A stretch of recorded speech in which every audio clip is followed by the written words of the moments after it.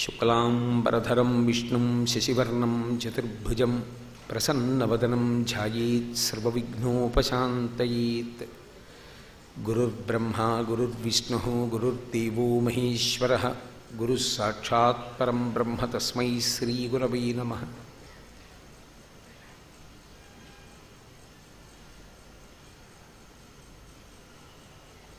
వ్యాసాయ విష్ణురూపాయ వ్యాసరూపాయ విష్ణవే నమో వై బ్రహ్మనిధయే వాసిష్ఠాయ నమో నమః.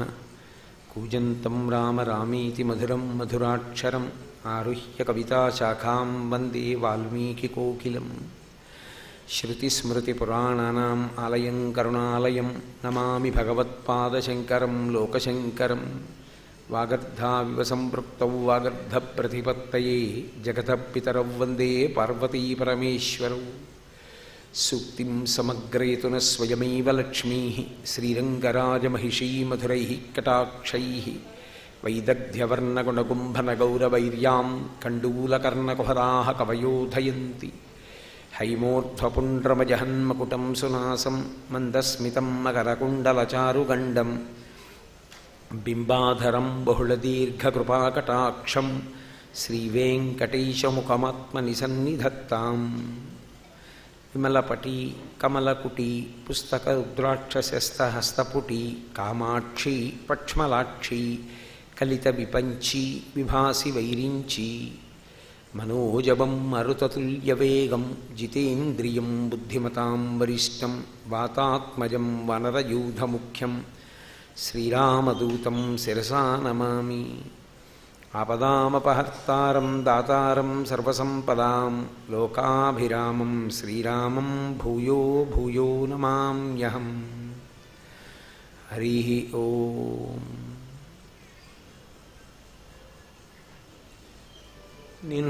నేను మీతో మనవి చేసి ఉన్నాను. తల్లిదండ్రులు చేసినటువంటి అపారమైనటువంటి తపస్సు వలన తండ్రి గారైనటువంటి తంగిరాల వెంకటేశ్వరావధానులు గారు 365 రోజుల పాటు నియమం తప్పకుండా మహన్యాసపూర్వక రుద్రాభిషేకాన్ని ఆ నాగులేటి ఒడ్డున ఉన్నటువంటి పల్లెటూళ్ళలో భవానీశంకర దేవాలయంలో శివలింగానికి చేసినటువంటి కారణం చేత ప్రీతి పొందినటువంటి పరమశివుని యొక్క అనుగ్రహంగానో ఆ అలుగుమల్లుపాడు ఎంత పుణ్యం చేసుకుందో నిజంగా. అక్కడ చేసినటువంటి ఆ పూజ ఫలించి జగద్గురువులు ఆవిర్భవించారు. అలాగే మచిలీపట్నంలో వెంకటేశ్వరావధానులు గారు చేసినటువంటి శ్రీరామ నవరాత్రుల యొక్క అనుగ్రహ విశేషము, తల్లిగారైనటువంటి అనంతలక్ష్మమ్మ గారు చిన్నతనంలో తెలిసో తెలియకో తండ్రి గారి చెయ్యి పట్టుకుని ప్రతిరోజు కోటప్ప కొండకెక్కి దక్షిణామూర్తి యొక్క దర్శనం చేసినటువంటి అనుగ్రహ విశేషము, లేక వారు చేసినటువంటి ఆంజనేయోపాసన ఫలితమో కానీ మహాపురుషులు జగత్తుని ఉద్ధరించగలిగినటువంటి జగదాచార్యులైనటువంటి శ్రీ శ్రీ శ్రీ భారతీతీర్థ మహాస్వామి ఖరనామ సంవత్సర శుక్లపక్ష చైత్ర శుక్ల షష్ఠి నాడు ఆవిర్భవించారు. ఆయన కారణజన్ములు అని నేను మీతో నిన్నటి నుంచి ప్రస్తావిస్తూ వస్తున్నాను. ఎందుకు ఆ మాట అనవలసి ఉంటుంది అంటే, లోకంలో అనేకమైనటువంటి జీవులు ఉద్భవిస్తూ ఉంటాయి. ఈ పుట్టినటువంటి ప్రాణులన్నీ ప్రధానంగా దేని కొరకు పుడతాయి అంటే, గత జన్మలలో చేసుకున్నటువంటి కర్మల యొక్క ఫలితములను అనుభవించడానికి శరీరాన్ని మనం పొందుతాం. ఇది మనం స్వీకరించినది కాదు, పరమేశ్వరుని చేత ఇయ్యబడినది. ఈ శరీరం ఎందుకు ఇస్తాడు ఈశ్వరుడు అంటే, గతంలో చేసుకున్న పాపం గతంలో చేసుకున్న పుణ్యం ఉన్నాయి. చేసుకున్న పాపం పోవాలి అంటే ఈ శరీరం దుఃఖాన్ని అనుభవించాలి. చేసుకున్న పుణ్యం పోవాలంటే ఈ శరీరం కొంత సుఖాన్ని అనుభవించాలి. సుఖము దుఃఖము ఈ రెండిటి రూపంలో చేసుకున్నటువంటి పాపపుణ్యములను క్షయం చేసేస్తాడు. ఆయన ఖర్చు పెట్టించేస్తాడు. అలా ఖర్చు పెట్టించడానికి ఈ శరీరం ఈశ్వరుని చేత ఇవ్వబడింది.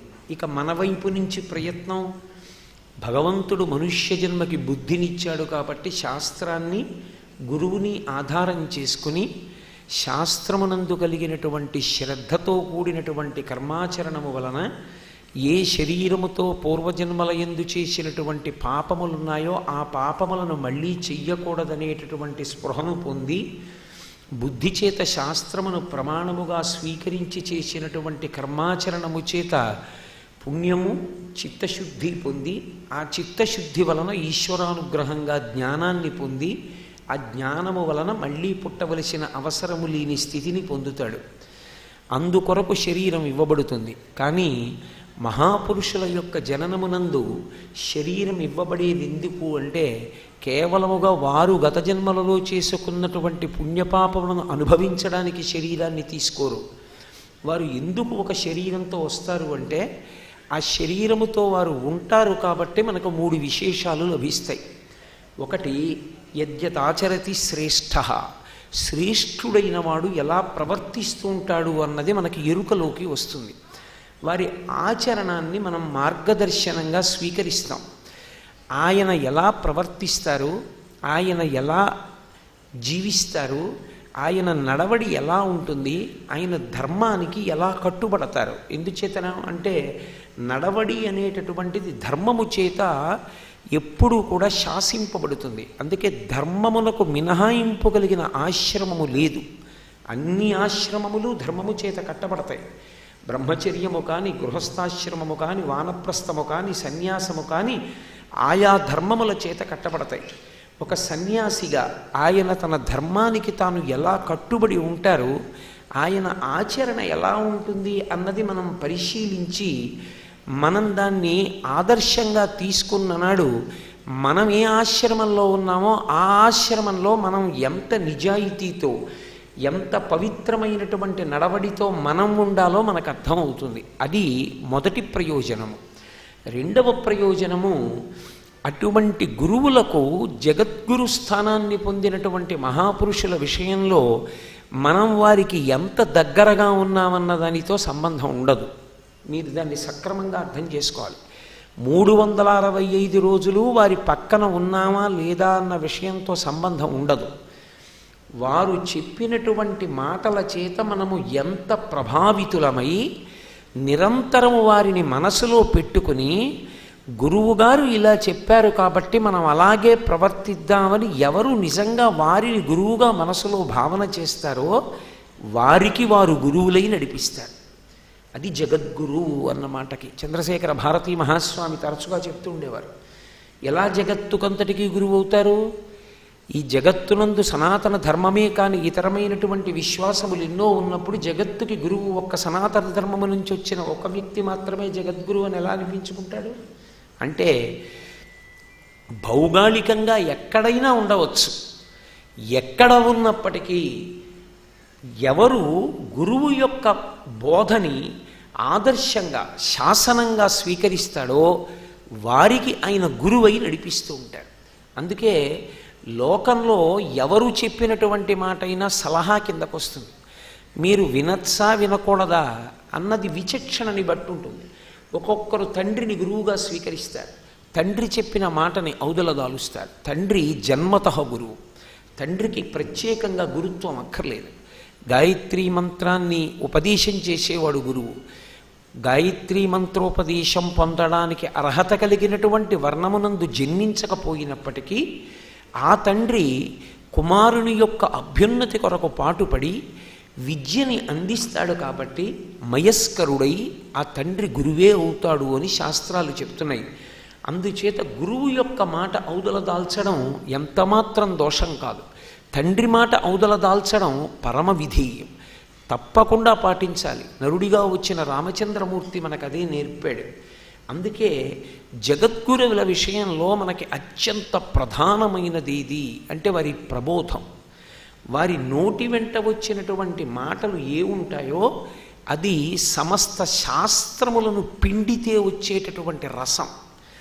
అవి వారు నిరంతరము కూడా పఠనం చేసి బాగా వాటినంతటినీ కూడా వస్త్రకాళితం చేసి వడగట్టి సారభూయిష్టంగా మనకి తేలికైనటువంటి మాటలలో మనకి అనుష్ఠాన పర్యంతంలోకి రావడానికి వీలుగా ఎలా చెప్పాలో అలా చెప్తారు.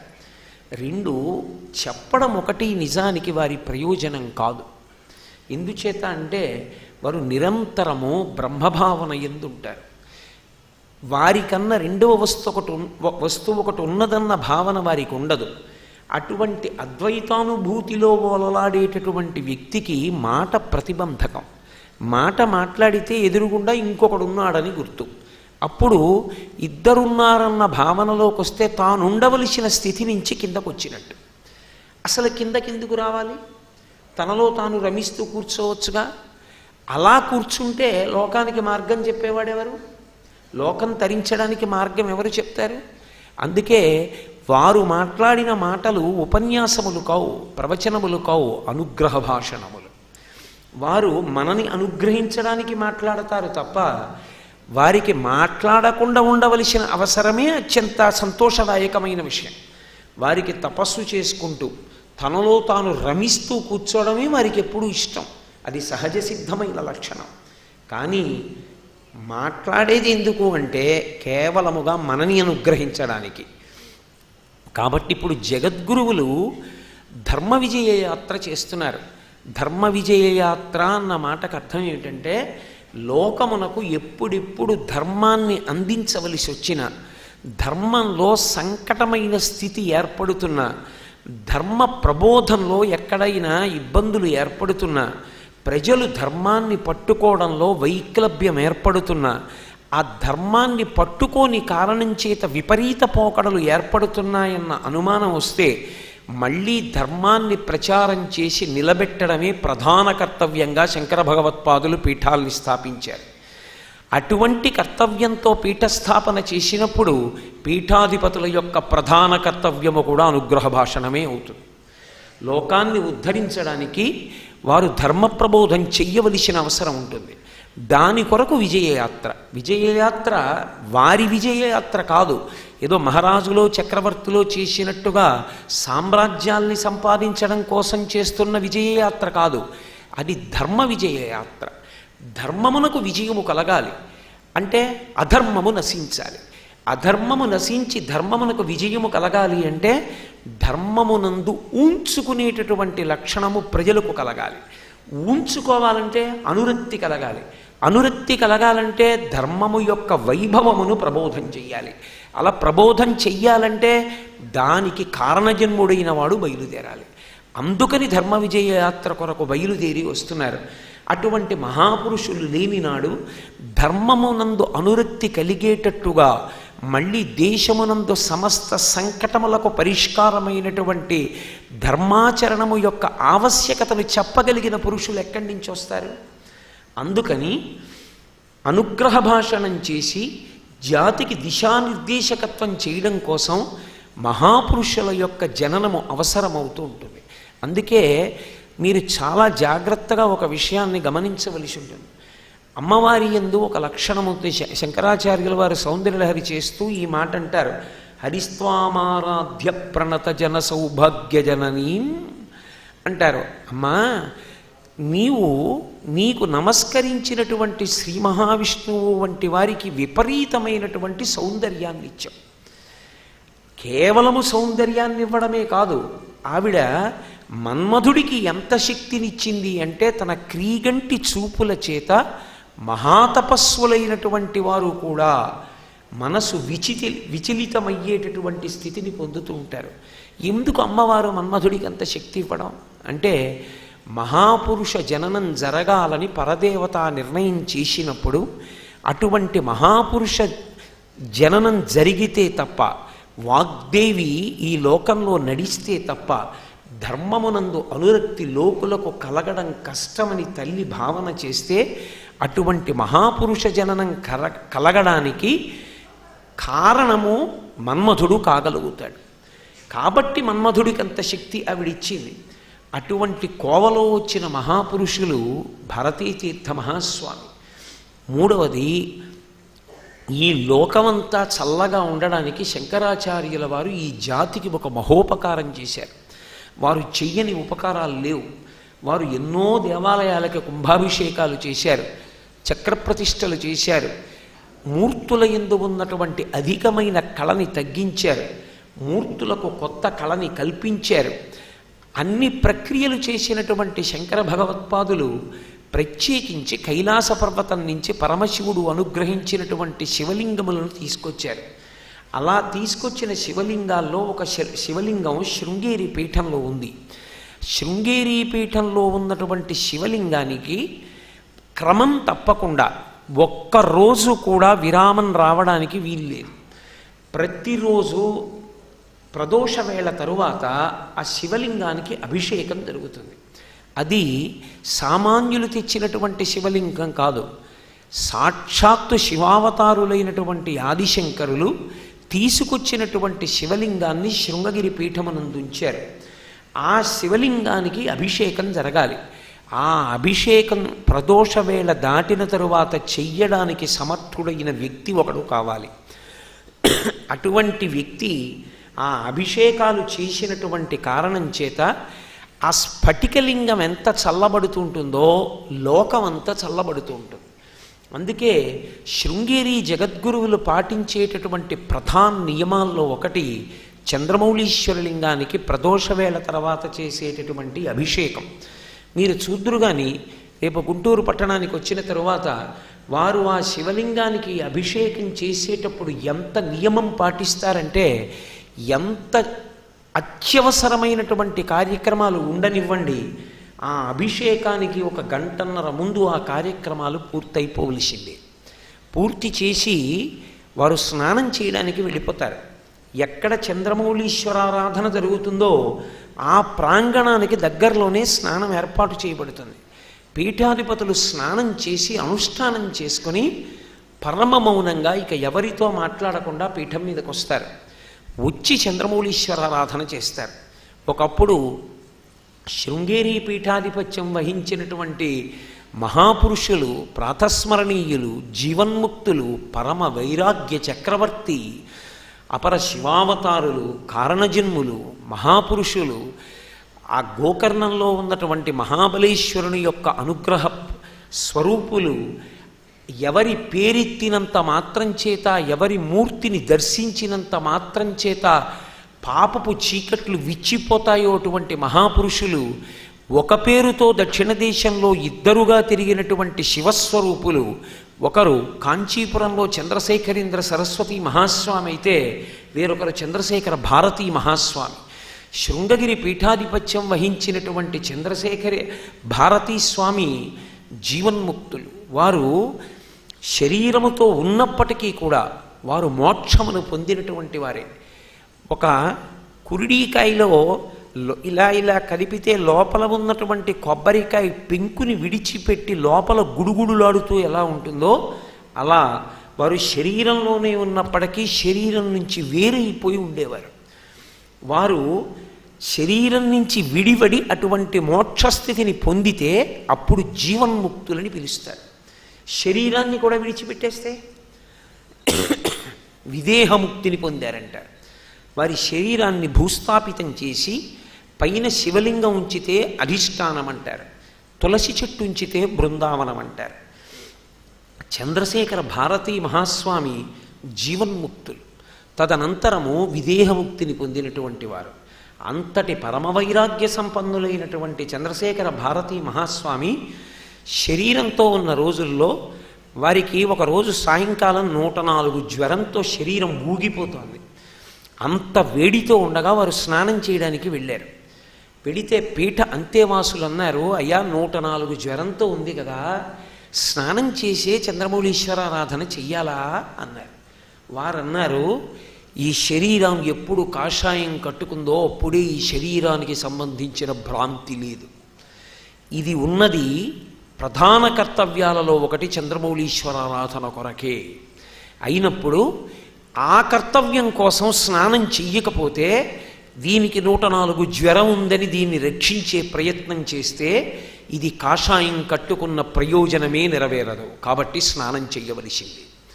ఎంత శరీరాన్ని వేరుగా చూసి కట్టుకున్న కాషాయానికి గౌరవం ఇచ్చి కూర్చున్న పీఠానికి పట్టాభిషేకం చేసి శృంగేరి జగద్గురువులుగా చంద్రమౌళీశ్వరారాధన యందు అంత నిబద్ధత ప్రకటించినటువంటి మహాపురుషులు చంద్రశేఖర భారతీ మహాస్వామి. అటువంటి మహాపురుషులు చేసినటువంటి ఆ చంద్రమౌళీశ్వరారాధన ఫలితమే, ఆ శివలింగానికి చేసినటువంటి అభిషేకాల ఫలితమే, అది చల్లబడిన ఫలితమే లోకంలో ఇవాళ ఇంత అధర్మం పెచ్చరిల్లిపోయినప్పటికీ కూడా ఇంకా వర్షాలు పడుతున్నాయంటే, మనం నోటి నిండా అన్నం తినగలుగుతున్నామంటే ఆ మహాపురుషులు చేస్తున్నటువంటి చంద్రమౌళీశ్వరారాధన యొక్క ఫలితం. ఆ శృంగేరి పీఠంలో ఉన్నటువంటి చంద్రమౌళీశ్వరలింగానికి అభిషేకం చెయ్యడానికి ఒక కారణజన్ముడు కావాలి.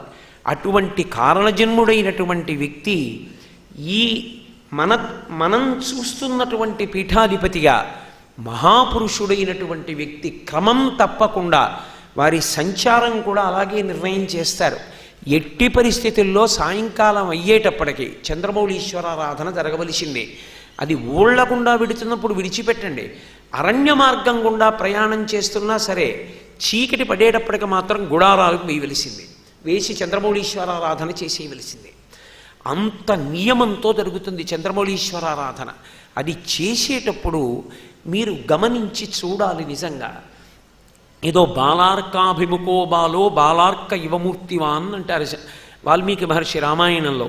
బాలసూర్యునికి ఎదురుగుండా బాలసూర్యుడు కూర్చుంటే ఎలా ఉంటుందో ఇలా కూర్చుని ఇటు పక్క మంటపం అంతా ఉంటే ఆ శివలింగాన్ని ఆయన అభిషేకించేటటువంటి తీరు మీరు గమనించాలి. పసిపిల్లవాడికి తల్లి నీళ్లు పోయడం ఎంత జాగ్రత్తగా పోస్తుందో అంత జాగ్రత్తగా అభిషేకం చేస్తారు. ఏదో అద్దం పద్దం లేకుండా తీసుకొచ్చి కడవలెత్తి నీళ్లు పోసేసినట్లు పోసేయడం కాదు. ఎంత సౌకుమార్యంతో, ఎంత సున్నితంగా 4 చుక్కల నీళ్లు కింద పడకుండా ఆ కలశలోంచి గరిటెతో నీరు పైకెత్తి చేసేటటువంటి ఆ అభిషేక విధానం ఎంత మృదువుగా ఉంటుందో. ఒక చెవితో వేదమంత్రాన్ని వింటుంటారు బ్రాహ్మణులు చదువుతున్నదాన్ని. అభిషేకం అంత శ్రద్ధాళువులై చేస్తారు. అసలు అభిషేక క్రతువునందు ఉండేటటువంటి శ్రద్ధ అన్న మాటని మీరు పరిశీలించాలి. వారు అభిషేకం చేస్తుంటే ఆ తెల్లటి స్ఫటికలింగం మీద తేనె పోస్తే ఎర్రగా అయిపోతుంది, పచ్చటి నీళ్ళు పోస్తే పచ్చగా అయిపోతుంది, పాలు పోస్తే తెల్లగా అయిపోతుంది, నీళ్లు పోస్తే నిజస్వరూపాన్ని పొందేస్తుంది. తాను మాత్రం తెల్లగా ఉంటుంది. అన్నీ దానిలోనే ప్రకాశిస్తూ ఉంటాయి. పరబ్రహ్మ వస్తువు ఎలా ఉంటుందో అలా ఉంటుంది. దానికి అభిషేకం చేస్తున్నప్పుడు నిజంగా స్వామివారి ముఖంలో ఉండేటటువంటి దీప్తి, ఆ వైభవం, ఆ ప్రకాశం మనం ఏదో కావ్యాల్లో పురాణాల్లో చదువుతాం. అది తనివి తీరా కన్నులున్నందుకు చూసి ఆ అదృష్టాన్ని అనుభవించవలసిందే. శంకర భగవత్పాదులు తెచ్చినటువంటి ఆ అద్భుతమైనటువంటి శివలింగం మనం అభిషేకం చూడాలి అంటే శృంగేరి వెళ్ళి చూడాలి.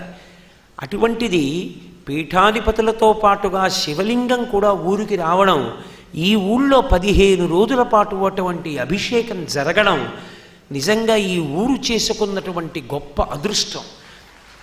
ఒక్కరోజు చంద్రమౌళీశ్వరారాధన జరిగితే చాలు, అటువంటి మహాపురుషులు మా ఊళ్ళో పాదం పెడితే చాలని ఎందరో ఎదురు చూస్తుంటే 15 రోజుల పాటు వారిక్కడ వాసం చేసి 15 రోజులు చంద్రమౌళీశ్వరారాధన చూసి, దానితో పాటుగా ఇక్కడ జరగబోతున్నటువంటి అతిరుద్రం, దానితో పాటుగా జరుగుతున్నటువంటి శతచండీ మహాక్రతువు, వాటికి జరిగేటటువంటి పూర్ణాహుతి, ప్రతిరోజు ఒకరోజు పౌరాణిక సదస్సు, ఒకరోజు శాస్త్ర సదస్సు, ఒకరోజు విద్వత్ సదస్సు, ఒకరోజు వేద పండితులు, ఒకరోజు హరికథకి సంబంధించినటువంటి సదస్సు, ఒకరోజు అత్యంత భక్తితో గురుముఖత సంగీతం నేర్చుకున్నటువంటి విద్వన్మణుల యొక్క సంగీత విభావరులు, ఇన్నిటితో నిజంగా సంపత్ నగర్లో ఉన్నటువంటి శారదా పరమేశ్వరి దేవస్థానం జయ జయధ్వానాలతో మంగళధ్వనులతో మార్మోగుతుంటే తెల్లవారుజాము నుంచి రాత్రి వరకు ఆ కార్యక్రమాల్లో 15 రోజులు ఇన్ని కార్యక్రమాల్లో పాల్గొని చూడగలిగినటువంటి అదృష్టం మీ ఇంట మీరుండి మీ వంట తింటూ హాయిగా చూసే అవకాశం పొందిన పట్టణం బహుశः నా దృష్టిలో ఆంధ్రదేశంలో గుంటూరు ఒక్కటే. ఎందుచేత అంటే ఇన్ని కార్యక్రమాలు ఒక ప్రాంగణంలో ఆంధ్రదేశం మొత్తం మీద ఎక్కడా జరగలేదు. ఆంధ్రదేశం మొత్తం మీద ఇన్ని కార్యక్రమాలు ఒక ప్రాంగణంలో జరుగుతుండగా ఒక ప్రాంగణంలోనే జగద్గురువులు 15 రోజుల పాటు విజయం చేసి కార్యక్రమాలు చేస్తున్నటువంటి ఏకైక ప్రాంగణం శారదా పరమేశ్వరి దేవస్థానం గుంటూరు. మీ భాగ్యాన్ని చూస్తే నేను కూడా గుంటూరు వాసినై ఉండే ఎంత బాగుండునో అని అనిపిస్తోంది. కాబట్టి నిజంగా మీరు పొందినటువంటి అదృష్టం వర్ణనాతీతం. గుంటూరు చరిత్రలో శాశ్వతమైనటువంటి స్థానాన్ని సువర్ణాక్షరాలతో లిఖింపబడి పొందుతుంది. 16 రోజుల తర్వాత గుంటూరు వైభవం శృంగేరి చరిత్రతో, ఆధ్యాత్మిక చరిత్రలో ఆంధ్రదేశంలో ఒక కొత్త స్వర్ణమయమైన పుట కడగబడుతుంది గుంటూరు చరిత్ర. అంత గొప్ప అవకాశాన్ని మీరు పొందబోతున్నారు. కాబట్టి ఒక కారణజన్ముడైనటువంటి వ్యక్తి చంద్రమౌళీశ్వరారాధన చేసేటప్పుడు పాటించేటటువంటి శ్రద్ధాక్రమం చూడాలి. శివలింగాన్ని ఆయన తుడిచేటటువంటి క్రమాన్ని మీరు చూడండి. అసలు అది ఎలా ఉంటుందంటే, అమ్మ నీళ్లు పోసినటువంటి పిల్లవాడిని ఒళ్ళో పడుకోబెట్టుకుని తుడిచేటప్పుడు ఏ బట్ట పెడితే ఆ బట్ట పెట్టి తొడవదు, జరి అంచులున్న బట్ట పెట్టి తొడవదు, పిల్లవాడికి గీరుకుంటుందని. మెత్తటి బట్ట పెట్టి పూల పొట్లంలా ఉన్నవాడి శరీరాన్ని ఎంత అందంగా తుడుస్తుందో తెల్లటి మెత్తటి బట్ట సిద్ధంగా ఉంటుంది. అది ఎక్కడ అని కూడా దేని గురించి వారు అడగరు, సిద్ధంగా ఉంటాయి క్రమంలో. ఆ బట్ట తీసి శివలింగాన్ని చేత్తో పట్టుకుని ఆ తుడిచే తీరు చూడాలి. సాశ్రద్ధా కడితా సిద్ధి యయా వస్తువుపలభ్యతే అంటారు శంకర భగవత్పాదులు. ఎంత అద్భుతంగా తుడుస్తారో అసలు ఆ శివలింగాన్ని. దాన్ని తుడిచి దానికి గంధం పెట్టి, దానికి బొట్టు పెట్టి, దానికి అలంకారం చేసి, దాన్ని మంటపంలో పైన పెట్టడానికి ఆయన అది పట్టుకొని లేచి నిలబడే తీరులో ఉండే భక్తి చూడాలి. కన్నులకి నిజంగా అదొక పండుగ కింద ఉంటుంది. అంతటి శ్రద్ధాళువులు. ఇప్పటికి పీఠాధిపత్యం వహించి అన్ని సంవత్సరాలైపోయింది, దశాబ్దాలైపోయింది. దశాబ్దాలైపోయినా కూడా 1989వ సంవత్సరం అక్టోబర్ 19వ తారీఖున స్వీకరించినటువంటి పట్టాభిషేకం. ఇన్ని సంవత్సరాలై ప్రతిరోజు చేస్తున్న అభిషేకం అయినా కూడా ప్రతిరోజు చేస్తున్న అభిషేకమేగా అన్నట్టుండదు. ఇంతకన్నా నా జీవితానికి సౌభాగ్యమేమి, నేను అవతార స్వీకారం చేసి ఇందుకే అన్నట్టుంటుంది. శంకర భగవత్పాదులు శివలింగానికి అభిషేకం చేస్తే ఎలా ఉంటుంది అన్నది చూడలేకపోయినటువంటి కొరత తీర్చుకోవడానికి మార్గం భారతీతీర్థ మహాస్వామి చేసేటటువంటి చంద్రమౌళీశ్వరారాధన 2 కన్నులతో జుర్రుకోవడమే. అందుచేత ఇన్ని కారణముల వలన ఒక మహాపురుషుని యొక్క ఆవిర్భావం అవసరం. అందుకే దానికి నేపథ్యంలో మహాపుణ్యం చేస్తే తప్ప కొడుకు పుట్టడానికి వీల్లేదు. కొడుకు పుట్టలేదని భగవంతుని మీద విశ్వాసాన్ని విడిచిపెట్టేసేటటువంటి వ్యక్తుల కడుపుని ఎందుకు పుడతారు? కొడుకు పుట్టకపోయినా ముందు 4 ఆడపిల్లలు పుట్టినా ఆ 4 ఆడపిల్లల వెనక కొడుకు పుట్టడం మళ్ళీ భగవంతుని యొక్క అనుగ్రహం చేతనే జరుగుతుందని ద్విగుణీకృతమైనటువంటి ఉత్సాహంతో భగవంతుని యొక్క పాదములను పట్టి సేవించినటువంటి వెంకటేశ్వరావధాని గారికి కుమారుడిగా ఆవిర్భవించారు. ఇందులో మళ్ళీ విచిత్రమైన విషయం ఏమి అంటే, ఒక్కడే కుమారుడిగా వారు వచ్చారనుకోండి, ధర్మశాస్త్రరీత్యా వారిని సన్యాస స్వీకారం చెయ్యమని గురువులు అడగడం క్లేశం అవుతుంది. తండ్రిని అనుగ్రహించేవాళ్ళు ఎవరు? తండ్రి జీవితం ఎలా వెళ్ళాలి? తండ్రిని చూసే కొడుకు ఎవరు? అందుకే పరమేశ్వరుడు ఆయన తర్వాత మళ్ళీ వేరొక కొడుకును అనుగ్రహించాడు. దక్షిణామూర్తి అన్న పేరుతో వేరొక కుమారుడు జన్మించాడు. కాబట్టి శృంగగిరి పీఠాధిపత్యం వహించినటువంటి శ్రీమద్ అభినవ విద్యాతీర్థ మహాస్వామి వారు వెంకటేశ్వరావధాని గారిని పిలిచి, నీ కొడుకుని నాకు శిష్యునిగా ఇచ్చేయి, అతనికి పట్టాభిషేకం చేస్తాం, నీ జీవితాన్ని నీ 2వ కొడుకు దక్షిణామూర్తి చూస్తాడని శాసనం చెయ్యగలిగారు. కాబట్టి అప్పటి వరకు కొడుకులు లేని వెంకటేశ్వరావధానులు గారికి భారతీతీర్థ మహాస్వామి ఒక్కరే కాకుండా వెనక దక్షిణామూర్తి గారు కూడా వెంటనే జన్మించడంలో ఆయన ఎంతటి కారణజన్ములో పరమేశ్వరుడు ఆయన్ని శృంగగిరి పీఠాధిపత్యం కోసమే ఆవిర్భవింపచేసినటువంటి అవతార పురుషులన్నది పరమ రూఢమైనటువంటి సత్యము.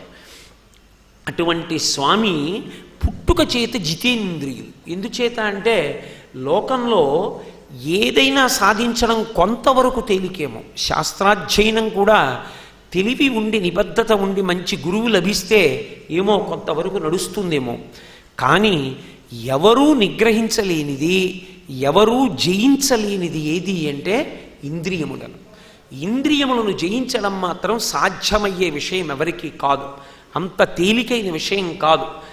ఎందుచేత అంటే వ్యాస భగవానుడు దేవీ భాగవతం చేస్తూ అంటాడు, ఇంద్రియాణి బలిష్టాని నన్యుక్తాని మానద అపక్వస్య ప్రకుర్వంతి వికారాం స్థాననేకశః అంటాడు.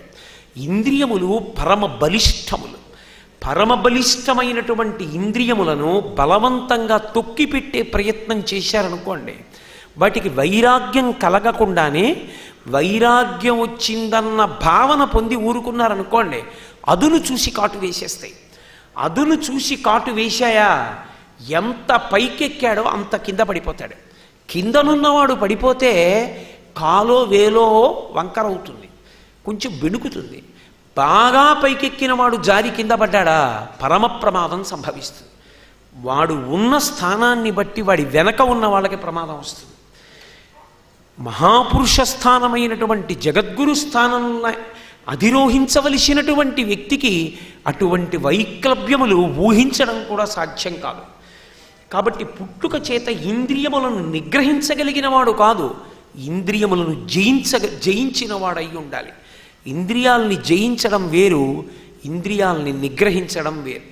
ఒక నీతి కాలంలో ఏదో ఈ ఫలానా తిథి నుంచి ఫలానా తిథి వరకు నేను ఒక వ్రతం చేస్తున్నాను కాబట్టి నేను దీక్షగా ఉంటాను, ఆ దీక్షలో అంతర్భాగంగా నేను నా ఇంద్రియములను అణిచిపెట్టి ఉంచుతాను. ఏది పడితే అది చూడను, ఏది పడితే అది వినను, ఏది పడితే అది తినను, ఏది పడితే అది ముట్టుకోను, ఏది పడితే దాని గురించి మనసుని ఆలోచించడానికి అవకాశం కల్పించను అని కొంతకాలం పాటు నిగ్రహించడాన్ని ఇంద్రియములను వశం చేసుకునే ప్రయత్నం అంటారు. అది కూడా అంత తేలిక కాదు. అథవా ఒక్కరోజో 2 రోజులో 3 రోజులో చెయ్యగలిగాడు అనుకోండి, ఇంద్రియములను ఎంత తొక్కి పెడుతున్నాడో ఇంద్రియములు అంత శక్తిని పుంజుకుంటూ ఉంటాయి. ఎప్పుడెప్పుడు ఈ దీక్ష వదులుతాడో అప్పుడప్పుడు అంత శక్తితో పైకి లేద్దామని చూస్తాయి. నేను అన్నానని కాదు, ఒక్క ఏకాదశి నాడు ఉపవాసం చెయ్యండి అని అన్నారనుకోండి, దశమి నాటి నుంచే ప్రారంభమైపోతుంది.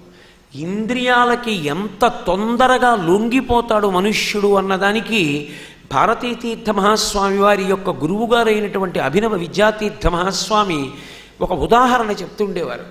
ఒకానొకప్పుడు కోతులన్నీ అనుకున్నాయిట, మనం కూడా ఏకాదశి తిథి నాడు ఉపవాసం చెయ్యాలి అని అనుకున్నాయి. అనుకుని కోతులన్నీ చెట్ల మీద కూర్చుని అవి నిగ్రహం చేసుకున్నాయి. ఇవాళ మనం ఏమీ తినద్దు, మనం ఎక్కడికి కదలద్దు, అటు ఇటు వెడితే చెట్లు చూస్తే కాయలు చూస్తే పళ్ళు చూస్తే తినబుద్ధేస్తుంది. అందుకని చెట్ల కింద కళ్ళు మూసుకు కూర్చుందాం. కోతులన్నీ చెట్ల కింద కూర్చున్నాయి. 1 గంట అయింది. పోనీ తినకపోతే వదిలేయి, కనీసం చెట్ల మీద కూర్చుంటే ఆ ఆకుల వాసన, ఆ కాయల వాసన, పళ్ళ వాసన తగులుతుంటే కొంత తృప్తిగా ఉంటుందనుకుని మనం ఏం తింటామా, ఏమీ ఉపవాసమేగా, కాసేపు చెట్ల మీద కూర్చుందాం, ఏమీ తినద్దు, ఏమీ ముట్టుకోవద్దు, మనం ఏమీ కొరకద్దు అనుకున్నాయి. సరే, అయితే అందరం చెట్లు ఎక్కుదాం. ఇప్పుడు అన్ని చెట్లు ఎక్కి చెట్ల మీద కూర్చున్నాయి. కూర్చున్న తర్వాత కోతి ఊరికే ఊరుకుంటుందా? అది దానికి ఎదురుగుండా కాయలు కనపడుతున్నాయి. ఇప్పుడు ఆ కాయలు ఒక్కసారి ముట్టుకుందామని తాపత్రయం అనుకున్నాయి. రేపు ద్వాదశి కదా, సూర్యోదయం అవగానే తినేయాలి కాబట్టి అప్పుడు మనం నీరసపడిపోయిన తర్వాత ఏ కాయ దోరగా ఉంది, ఏ కాయ పండింది, అప్పుడు ఎక్కడ దొరుకుతుంది? అప్పుడు నీరసంలో ఎక్కడ వెతుక్కుంటాం? ఇప్పుడే ఒక పని చేద్దాం, బాగా దోరగా ఉన్న కాయలు, పండుతున్నటువంటి పళ్ళు ఇలాంటివి కోసుకుని ఏరుకుని పెట్టుకుందాం. అంతే, అక్కడ వరకే, మనం తినద్దు నియమం చేసుకున్నాయి. ఒకదాన్నొకటి సంకేతం చేసుకున్నాయి. పోన్లే అలాగే పళ్ళు కోసుకుందాం. అయితే సరే, పళ్ళు కోసుకుని వేటికవే మంచి మంచి పళ్ళు తెచ్చి అక్కడ పెట్టుకున్నాయి. ఇంకా ఏకాదశి ఉపవాసం మొదలెట్టి ఎంతసేపు? 1 గంట. పళ్ళు తెచ్చి అక్కడ పెట్టేయి. ఈ పళ్ళు తెచ్చి ఇక్కడ పెట్టాం బాగుంది, కానీ ఉపవాసం అయిపోయిన తర్వాత వీటిని కొరికేటప్పటికి తీరా పైకి పండు ఉండి లోపల పురుగుంటే ఒక్కసారి కొరికి చూద్దాం. పురుగులు లేవంటే పెట్టుకుందాం, పురుగుంటే వదిలేద్దాం. అయ్యి బాబోయ్, కొరికాక ఊరుకోగలమా? అన్న అనుమానం ఉంది. కానీ తనని తాను సర్ది చెప్పుకోవాలి. అంతే అంతే అంతే. ఏకాదశి ఉపవాసం మనమేమీ తినం, కొరికి చూస్తాం అంతే. పండు అన్ని కోతులు పండు కొరికాయి. పండు కొరికి పురుగుందో లేదో చూడాలంతే. ఇంకొక 10 నిమిషాలకి కడుపు నిండి చెట్లెక్కి ఆడుకున్నాయి. అయిపోయింది, శుభ్రంగా పళ్ళన్నీ తినేసాయి. 1 గంట కోతికి ఉపవాసం చేయడం అంత కష్టం, ఎందుకంటే అది నాలుకొక్కదాన్ని నిగ్రహించలేకపోయింది. అటువంటిది భగవంతుడిచ్చిన కంటిని, చెవిని, ముక్కుని, నాలుకని, స్పర్శేంద్రియాన్ని నిగ్రహించడం అంటే అంత తేలికైన విషయం కాదు. పైగా బలవంతంగా తొక్కి పెడితే అది పాము మీద కాలు పెట్టడం. శ్రీరామాయణంలో మండోదరి ఒక మాట అంటుంది, రావణ, అందరూ రాముడు నిన్ను చంపాడనుకుంటున్నారు. రావణ సంహారం అయిపోయిందని వర్తమానం వచ్చింది అంతఃపురంలోకి. పల్లకీలో వెళ్ళింది. దశకంఠుడు తలలు తెగిపోయి పడున్నాడు. అతని దగ్గరికి వెళ్ళి అందరు అనుకున్నారు ఎదురుగుండా ఉన్న రాముణ్ణి చూసి నింద చేస్తుందనుకున్నారు. ఆమె రాముని వంక చూసి రావణుని వంక చూసింది, అందరూ రాముడు నిన్ను చంపాడనుకుంటున్నారు. భార్యని నాకు తెలుసు, నిన్ను రాముడు చంపలేదు, నీ ఇంద్రియములు నిన్ను చంపేశాయి. నాలో లేని ఏ అందం నీకు సీతమ్మలో కనపడిందిరా, ఎంతమంది చెప్పినా వినలేదు, ఇలా చచ్చిపోయావు. ఇంద్రియములకు వశపడి రావణుడు మరణించాడు. హిరణ్యకశిపుడితో ప్రహ్లాదుడు అంటాడు, లోకములన్నీయున్ గెలిచినాడవు, ఇంద్రియానీకము చిత్తమున్ గెలువనేరవు, నిన్ను నిబద్దు చేయు భీషణ శత్రులార్వుర ప్రభిన్నుల చేసిన ప్రాణికోటిలో నీకు విరోధి లేడొకడు నేర్పున చూడుము ధనవేశ్వర అంటాడు. నాన్న లోకాలన్నీ గెలిచానంటావు. లోకాలు కాదు నాన్న, శత్రువులు లోపల ఉన్నారు. శత్రువులు కామక్రోధశ్చ లోభశ్చ దేహే తిష్టంతి తస్కరాహ జ్ఞానరత్నాపహారాయ తస్మాత్ జాగ్రత్త అంటారు శంకర భగవత్పాదులు. ఇంద్రియములను గెలవడం అంత కష్టం. గుర్రాలు బలవంతంగా లాగినట్టు ఈడ్చేస్తుంటాయి జీవుణ్ణి. చూడకూడని దాన్ని చూడు, వినకూడంది విను, ముట్టుకోకూడంది ముట్టుకో. నువ్వు ఏది ఆఘ్రాణించకూడదో అది ఆఘ్రాణించు, ఏది తినకూడదో అది తిను, లాగేస్తుంటాయి. నిరంతర పాపకర్మ చేయిస్తూ ఉంటాయి. అటువంటిది ఇంద్రియాల్ని నిగ్రహించడమే అంత కష్టం. అందుకంటుంది మండోదరి. మరి ఒకప్పుడు ఇంద్రియాల్ని తొక్కిపెట్టి తపస్సు చేశాడు రావణుడు. అది పరిపక్వత లేకుండా వైరాగ్య సంపత్తి లేని తొక్కిపెట్టడం, త్రాచుపాం మీద కాలు పెట్టడం. త్రాచుపాం గబగబా ఎక్కడో చెట్టు చాటు నుంచి పరిగెత్తుకొచ్చింది. అక్కడే ఒక వ్యక్తి ఉన్నాడు. అయ్య బాబోయ్ పాము వచ్చేసిందని ఒక్క గెంతు గెంతాడు. ఆ పాము అతని కాలు కిందకు వచ్చింది. అదృష్టవశాత్తు దాని తల ఇతని అరికాలు కింద పడింది. అరికాలు కింద ఉంది ఇప్పుడు పాము తల. అది ఇలా అంటోంది. పైకెత్తిందా కరుస్తుంది, కాలు కింద ఉంది కాబట్టి కరవదు. కాబట్టి ఇప్పుడు నా కాలు కింద పాము ఉంది, నన్ను కరవదన తన ధైర్యంగా ఉండగలడా? తల కదపకపోయినా అది తోక కదుపుతుంది, కాళ్ళని చుట్టుకుంటుంది. ఎలా తల బయటికి తీద్దామని చూస్తుంటుంది. దానికి కావలసింది ఒక్కటే, ఇప్పుడు తను బయటికి రావడం అంటే మనిషి కాలు ఎత్తితే చాలు. కాలు ఎత్తిన ఉత్తర క్షణంలో ఇక మనుష్యుడు ఉండడం. కాలు ఎత్తాడు కాబట్టి నేను వెళ్ళిపోతానని వెళ్ళదు, కరిచి మరీ పెడుతుంది. అది అవతల వాడిని చంపేస్తుంది. కాలు కింద త్రాచుపాం ఉన్నవాడు నేను సురక్షితంగా ఉన్నాననుకోవడం ఎటువంటిదో, ఇంద్రియములను బలవంతంగా తొక్కిపెట్టడం అంత ప్రమాదకరమైనది. అవి కాట్లు వేసేస్తాయి. నేను కాదు ఈ మాటలన్నది, సాక్షాత్తు వ్యాస భగవానుడు, సాక్షాత్తు వాల్మీకి చెప్పిన మాటలు. ఇంద్రియములను తొక్కిపెట్టడం అంత ప్రమాదం. మరి ఏం చేయాలి అంటే, ఇంద్రియములకు ఏ సుఖమును అడుగుతాయో దాన్ని ధర్మంతో ముడివేసి మేతగా అందించాలి. అందించి పరిశీలనం చెయ్యాలి. పరిశీలనం చేసి, ఓసి పిచ్చిదానా అంత వెంపర్లాడుతున్నావే, ఈ సుఖం ఒక సుఖమా అని ఒక ప్రశ్న వెయ్యాలి. ఆ ప్రశ్న వేస్తే ఈ శం సుఖము నుండి ఆ శం వైరాగ్య సుఖము వైపుకు నడిపించేవాడెవడో వాడు శంభువు.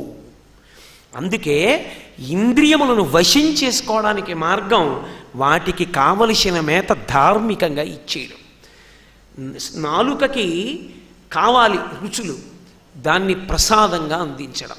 గృహస్థుగా ఉన్నావు, చక్కెర పొంగలి నైవేద్యం పెట్టి ప్రసాదంగా నీ ఇంటికి వచ్చిన వాడికి పెట్టి నువ్వు తినడం నేర్చుకో. మనస్సునందు కామము పొటమరించింది, ధర్మము చేత కామమును ముడివేయి, ధర్మపత్నిని స్వీకరించు. కామము ధర్మబద్ధమై పుత్ర సంతానము పుత్రికా సంతానము కలిగితే, పుత్ర సంతానము వలన ఇహము పరము పొందితే, పుత్రికా సంతానమును కన్యాదానం చేసి దశ పూర్వేషాం దశాపరేషాం తరిస్తావు.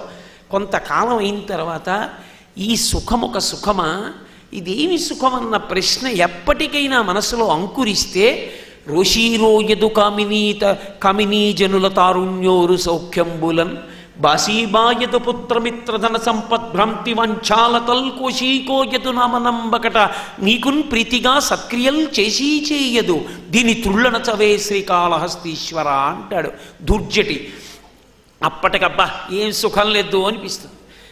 వారం రోజులు అవ్వదు, మళ్ళీ మనసు సుఖాల్ని అపేక్షిస్తుంటుంది. దీన్ని తుళ్ళనచవయా కాళహస్తీశ్వర అని అడిగాడు శరణాగతి చేసి దుర్జటి.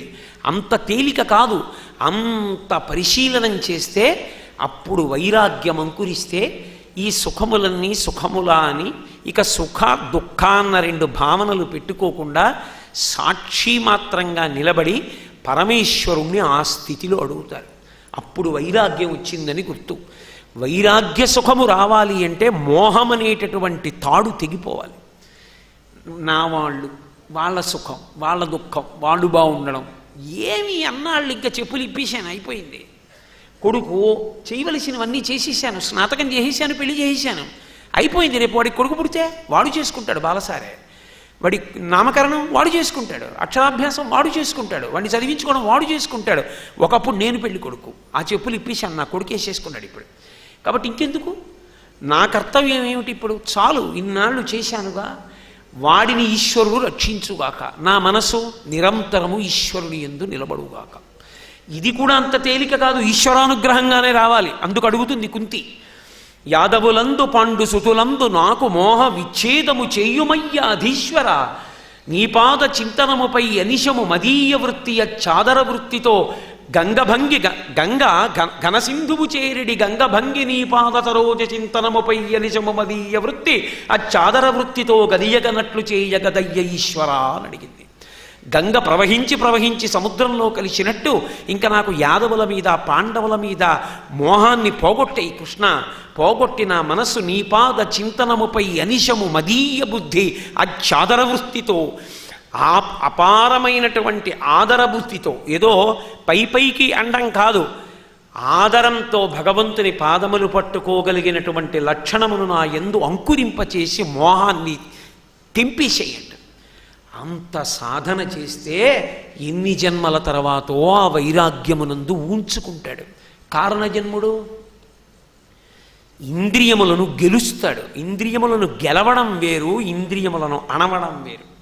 ఇంద్రియములను అణిచినవాడు అనుకోండి, మళ్ళీ అది కనపడినప్పుడు ఏం చేస్తాడంటే కంటిని నిగ్రహిస్తాడు. అది కనపడితే నేను తట్టుకోలేను, నా మనసు పాడైపోతుంది అనుకున్నాను అనుకోండి, అది చూడకుండా జాగ్రత్త పడతాడు.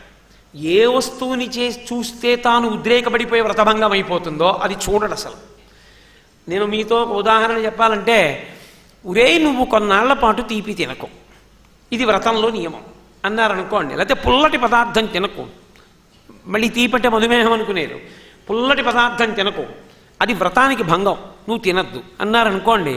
నాకు చింతకాయ పచ్చడి అంటే మహా ఇష్టం అనుకోండి, నేనే ఆ వ్రతం చేస్తూ పెడుతున్న భోజనాల్లో చింతకాయ పచ్చడి వడ్డిస్తుంటే ఆ చింతకాయ పచ్చడి చూస్తే మానసికంగా తినేస్తానేమోనని నేనే వడ్డన చూడకుండా వెళ్ళిపోవడం. అది ఇంద్రియాన్ని తొక్కి పెట్టడం. ఇంద్రియాన్ని గెలవడం అంటే నేనే పట్టుకెళ్ళి చింతకాయ పచ్చడి వేసి వారు తింటుంటే అసలు అది చింతకాయ పచ్చడి బాగుంటుంది, నాకు ఇష్టము అన్న భావన కలగకుండా, నాకు దానితో ఏమీ తెలియనట్టు చింతకాయ పచ్చడన్న పదార్థం నా జీవితంలో నాకు ఎన్నడూ పరిచయం లేనట్లు నేను మామూలుగా ఉండగలగడం. అది ఇంద్రియాల్ని గెలవడం. ఏది మనసుని ప్రభావితం చేయగలదో అది కనబడినా ఇక మనసు ప్రభావితము కాదు. ప్రభావితము కాకుండా అలాగే ఉంటుంది. అంటే ఒడుదుడుకులు ఉండవు దానికి. మనసుకుండే లక్షణం ఏమిటంటే ఉద్వేగాల్ని పొందుతూ ఉంటుంది, లేస్తూ ఉంటుంది, పడుతూ ఉంటుంది, లేస్తూ ఉంటుంది, పడుతూ ఉంటుంది. సంకల్ప వికల్ప సంఘాతం ఊపిరి మీద ఆధారపడుతుంది. అందుకే ప్రాణాయామం చేసి పూజ చేస్తారు నిలబెట్టడానికి. ఇంద్రియములను గెలవడం జన్మతః రావాలంటే అసలు పుట్టి బుద్ధిరిగి లోకమంతా దేనిని కోరుతుందో దాని నా పిల్లవాడు కోరడం. ఎవరి ప్రబోధం వల్ల? ఎవరి ప్రబోధం లేదు, ఎవరు చెప్పలేదు అలా. పైగా అలా ఉండమని చెప్పేవాళ్లే ఉన్నారు. కానీ పిల్లవాని మనసు మాత్రం అలా ప్రచోదనం కాలేదు. ఇప్పుడు ఆ పిల్లవాడు ఎవరని చెప్పాలి? కారణజన్ముడని చెప్పాలి. భారతీతీర్థ మహాస్వామి వారు పుట్టిన తరువాత సీతారామాంజనేయులు అని పేరుతో పిల్లవాడు ఉండగా, నేను కూడా ఒక ముదురు రంగు నిక్కరో ప్యాంటో వేసుకుందాం, దాని మీద ఒక గళ్ళ చొక్కా వేసుకుందాం, బెల్ట్ పెట్టుకుందాం అని కానీ, లేకపోతే నేను కూడా రంగురంగుల బట్టలు వేసుకుందామని కానీ, నేను కూడా దువ్వెన ఉపయోగించి పాపట తీసి జుట్టు దువ్వుకుందామన్న తాపత్రయం కానీ, తలకి నూనె వ్రాసుకుందామన్న ఆలోచన కానీ, ఒంటికి ఏవైనా పరిమళభరితమైనటువంటి పదార్థములను పెట్టుకుందామని కానీ, ముఖానికి ఏదో పరిమళభరితమైనటువంటి అంగరాగములు అలదుకోవడం మానేసి పెద్ద పెద్ద విభూతి పుండ్రాలు పెట్టుకోవడం ఏమిటి అన్న భావన కానీ, విభూతి ధరించడంలో కించిత్ న్యూనతాభావం కానీ, విభూతి పెట్టుకుని వీధిలోకి వెడితే ఏం బాగుంటుంది, చాలామంది తల్లిదండ్రులు చాలా గొప్పగా చెప్తుంటారు, మా అబ్బాయికి బొట్టు పెట్టుకోవడం అంటే అంత ఇష్టం ఉండదండి అని తల్లిదండ్రులు మురిసిపోతుంటారు. అది ఆశ్చర్యం. కానీ పిల్లవాడు పుట్టిన దాదిగా ఉపనయనం చేసిన తరువాత పాఠశాల చదువుకి కూడా ఒక బ్రాహ్మణ విద్యార్థి ఎలా ఉండాలో, బ్రహ్మచారి ఎలా ఉండాలో అలా కేవలం ఒక అంగవస్త్రం కట్టుకుని, పిలక పెట్టుకుని, విభూతి రేఖలు పెట్టుకుని, కుంకం బొట్టు పెట్టుకుని, త్రికాల సంధ్యావందనం చేస్తూ, సంస్కృతం నేర్చుకుంటూ, వేదం చదువుకుంటూ, తను పుట్టినదాదిగా ఒక్క సినిమాకి ఎన్నడూ వెళ్లకుండా భగవంతుని యందు, భాష యందు, శాస్త్రముల యందు, గురువు యందు, తండ్రి యందు, తల్లి యందు అపారమైనటువంటి భక్తి విశ్వాసములతో గౌరవంతో జీవించగలిగి ఉండి, ఎన్నడూ పరకాంత ముఖాన్ని కూడా ఇలా తల ఎత్తి చూడకుండా, ఏ ఇతర విషయముల యందు అనురక్తి లేకుండా, కేవలము శాస్త్రము తప్ప మరొక ప్రయోజనం లేకుండా, గురువుగారు పిలిచి సచ్చిదానంద విలాసలో ఉన్నటువంటి గుహలో కూర్చుని నువ్వు పాఠం చదువుకోమంటే 8 సంవత్సరముల పాటు ప్రాతకాలంలో తెల్లవారకట్ట 3 గంటలకి నిద్రలేచి స్నానం చేసి చదువుకోవడం మొదలు పెడితే, రాత్రి పడుకోబోయే పర్యంతము శాస్త్రపాఠాన్ని చదువుకోవడం, భోజనం చేయడం, గురువుగారు పిలిస్తే పరిగెత్తడం, గురువుగారి సేవ చేయడం వినా నేను ఇలా చేస్తే ఏమవుతుంది నాకని అడగకుండా గురువుగారు చెప్పిన మాట వినగలిగినటువంటి భక్తి అంకురించిన వాడు కారణజన్ముడు కాక వేరొకడు ఎందుకు అవుతాడు? సామాన్యమైన బిడ్డలకి ఆయనకి ఎక్కడ పోలిక పోల్చి చెప్పడం సాధ్యం అవుతుంది? మనసు కనీసం ఎప్పుడూ లౌకికమైనటువంటి విషయముల వైపుకి వెళ్ళలేదు. లౌకికమైనటువంటి విషయముల వైపుకి వెళ్ళలేదు కాబట్టే రేపు మనం 4 తెల్ల గుర్రములను పూంచినటువంటి రథమెక్కించినా లోపల అంతే వైరాగ్యంతో ఉంటారు. స్వర్ణ సింహాసనం మీద కూర్చోబెట్టినా అంతే వైరాగ్యంతో ఉంటారు. కొన్ని వేల కోట్ల ఆస్తులున్న శృంగగిరి పీఠానికి ఆధిపత్యం వహించినా అంత వైరాగ్యంగా ఉంటారు. చూసిన ప్రతి వస్తువు నాదన్న భావన పొందగలిగిన వాడైతే అటువంటి పీఠానికి పీఠాధిపత్యం వహించి ఆయన ఎలా నిలబడగలుగుతారు? జన్మతః అంత వైరాగ్య సంపత్తి ఉన్నవారు కాబట్టే వ్యాఖ్యాన సింహాసనాధీశ్వరులైన, కిరీటాలు ధరించిన, మణిమాణిక్యములతో కూడుకున్నటువంటి హారములను ఆయన ఒంటికి భూషణాలుగా ధరించిన, లోపల మాత్రం పరమ వైరాగ్యంతో వీటితో వేటితో సంబంధం లేకుండా ఉంటారు. శృంగగిరి పీఠాన్ని అధిరోహించినటువంటి వారందరికీ వైరాగ్యం అనేటటువంటిది ఆంతరముగా పరమేశ్వరుడిచ్చినటువంటి గొప్ప విభూతి. చంద్రశేఖర భారతీ స్వామి వారు పీఠాధిపత్యం చేస్తున్న రోజుల్లో చక్రవర్తికి ఉండేటటువంటి అలంకారాలలో ఒక అలంకారం, ఒక రకమైనటువంటి శాలువా కప్పుకుంటారు. ఆ శాలువా కప్పుకున్నప్పుడు వారిని చూడ్డానికి అరులు చేస్తారు. అటువంటి శాలువాకి అనేకమైనటువంటి మణులు పొదగబడి ఉంటాయి. పొరపాటున ఆ శాలువా కప్పినప్పుడు తిప్పి కప్పారు. ఎలా కప్పాలో అలా కప్పకుండా దాన్ని తిరగేసి కప్పారు. అవన్నీ ఒంటికి ఉరుసుకుంటాయి తప్ప పైకి ఎవరికీ కనపడవు. పైగా విచిత్రంగా ఉంటుంది. అడిగి తిరగేసి కప్పుకున్నారు. అంతా అయిపోయిన తర్వాత ఆయన వచ్చిన తర్వాత శ్రీకార్యం దగ్గరికి వచ్చి అన్నారు, అయ్యో అలా కప్పుకున్నారేమండి, పోనీ తెలియక ఎవరో కప్పారనుకోండి, అలా చెప్పద్దా అని అడిగారు. ఇది ఎలా కప్పుకుంటే ఎవరికి కావాలయా, అది అలా ఉంటే ఎవరికి కావాలి? లోపల భగవంతుని యందు భక్తి 10 మందికి చెప్పగలిగిన స్థితి ఉంటే చాలు. దీని గురించి నేను ఆలోచించలేదే, అది తిప్పి ఉందా, ఒంటికి గీరుకుంటోందా అన్నది నా ఆలోచనలోకి రాలేదే అన్నారు. అంత వైరాగ్య సంపత్తి కలిగిన మహాపురుషులు కాబట్టే అంత బిరుదావళి చదవబడుతున్నా వారు మాత్రం నిస్సంగులై దేని మీద వ్యామోహం లేకుండా అంతటి నిర్మలమైన జీవితాన్ని గడపగలుగుతున్నారు. పైకి మనం చూసినప్పుడు ఒక చక్రవర్తి పొందేటటువంటి విశేషాన్ని, అటువంటి గౌరవాన్ని పొందుతున్నట్లు కనపడుతుంది. వారు నిజ జీవితంలో వారు తమ కొరకు అని తాము అనుభవించేవి చూస్తే మనం తెల్లపోతాం. నీళ్లలో నాంచి దులిపి ఆరేసినటువంటి బట్ట, ఆ ఏకవస్త్రంగా ఇలా తలమించి కట్టుకున్నటువంటి ఒంటికి పెట్టుకున్నటువంటి విభూతి రేఖలు, చేసినటువంటి తపస్సు యొక్క శక్తి రోమకూపాల్లోంచి పైకొస్తుంటే మేలిమి బంగారంలా మెరిసిపోతూ ఆ ముఖంలో ఎంత దీప్తో, వయస్సు పెద్దదవుతున్న కొద్దీ ఎంత ప్రకాశము తప్ప అసలు కనీసం పడుకునేటప్పుడు ఒక మంచం కాదు కదా, ఒక పరుపు కూడా వేసుకు పడుకోరు. కేవలం గది అంతే, ఆ నేల మీదే భూషయనం. లోపల అంత వైరాగ్య సంపత్తితో తులతూగుతూ ఉంటారు. అందుకే బాహ్యమునందు చక్రవర్తిత్వము, ఆంతరమునందు కౌపీనవంత కలు భాగ్యవంత. కౌపీనం పెట్టుకుని ఆ కౌపీనంతో పరమ సంతోషంతో ఆనందంతో రమించిపోతుంటారు. ఇప్పటికీ స్వామివారికి అత్యంత ప్రీతిపాత్రమైనటువంటి విషయములుగా ఆయనతో బాగా అంత్యవాసిత్వమును పొందినటువంటి పెద్దలు చెప్పగా విన్నవి, వారి ముఖతః షష్ఠిపూర్తి సభలో వచ్చినవి అని చెప్పబడుతున్నవేవి అంటే, వారికి అత్యంత ప్రీతిపాత్రమైన మొట్టమొదటి విషయము శాస్త్రము. శాస్త్రం అంటే వారికి అంత ప్రీతి. కించిత్ సమయం ఉంటే రాత్రి 11 గంటలకి పడుకోవడానికి వెళ్ళినప్పుడు కూడా కాసేపు శాస్త్రాధ్యయనం చేస్తారు, శాస్త్రపఠనం చేస్తారు. ఉదయం నిద్ర లేచిన దాదిగా అంత అనుష్ఠానం అవి పూర్తయ్యాక బ్రహ్మసూత్ర భాష్య పారాయణం చేస్తారు కొంతసేపు. విద్యార్థులకు స్వయంగా తర్కశాస్త్ర పాఠం చెప్తారు. ఇవాళకి కూడా ఆయన శాస్త్రపాఠం చెప్పేటప్పుడు ఎంతటి మహోన్నతమైన వ్యక్తి వచ్చినా సరే పాఠం ఆపి బయటికి రారు. విద్యార్థులకు శాస్త్రపాఠం చెప్పడం అంటే ఆయనకి అంత ప్రాణం. శాస్త్రం, గోవుల యొక్క సేవ. గోవుని చూసినప్పుడు ఆయన ముఖంలో వచ్చేటటువంటి కాంతి, ఆయన పొంగు, ఆయన ఆనందం మీరు చూసి తీరాలి.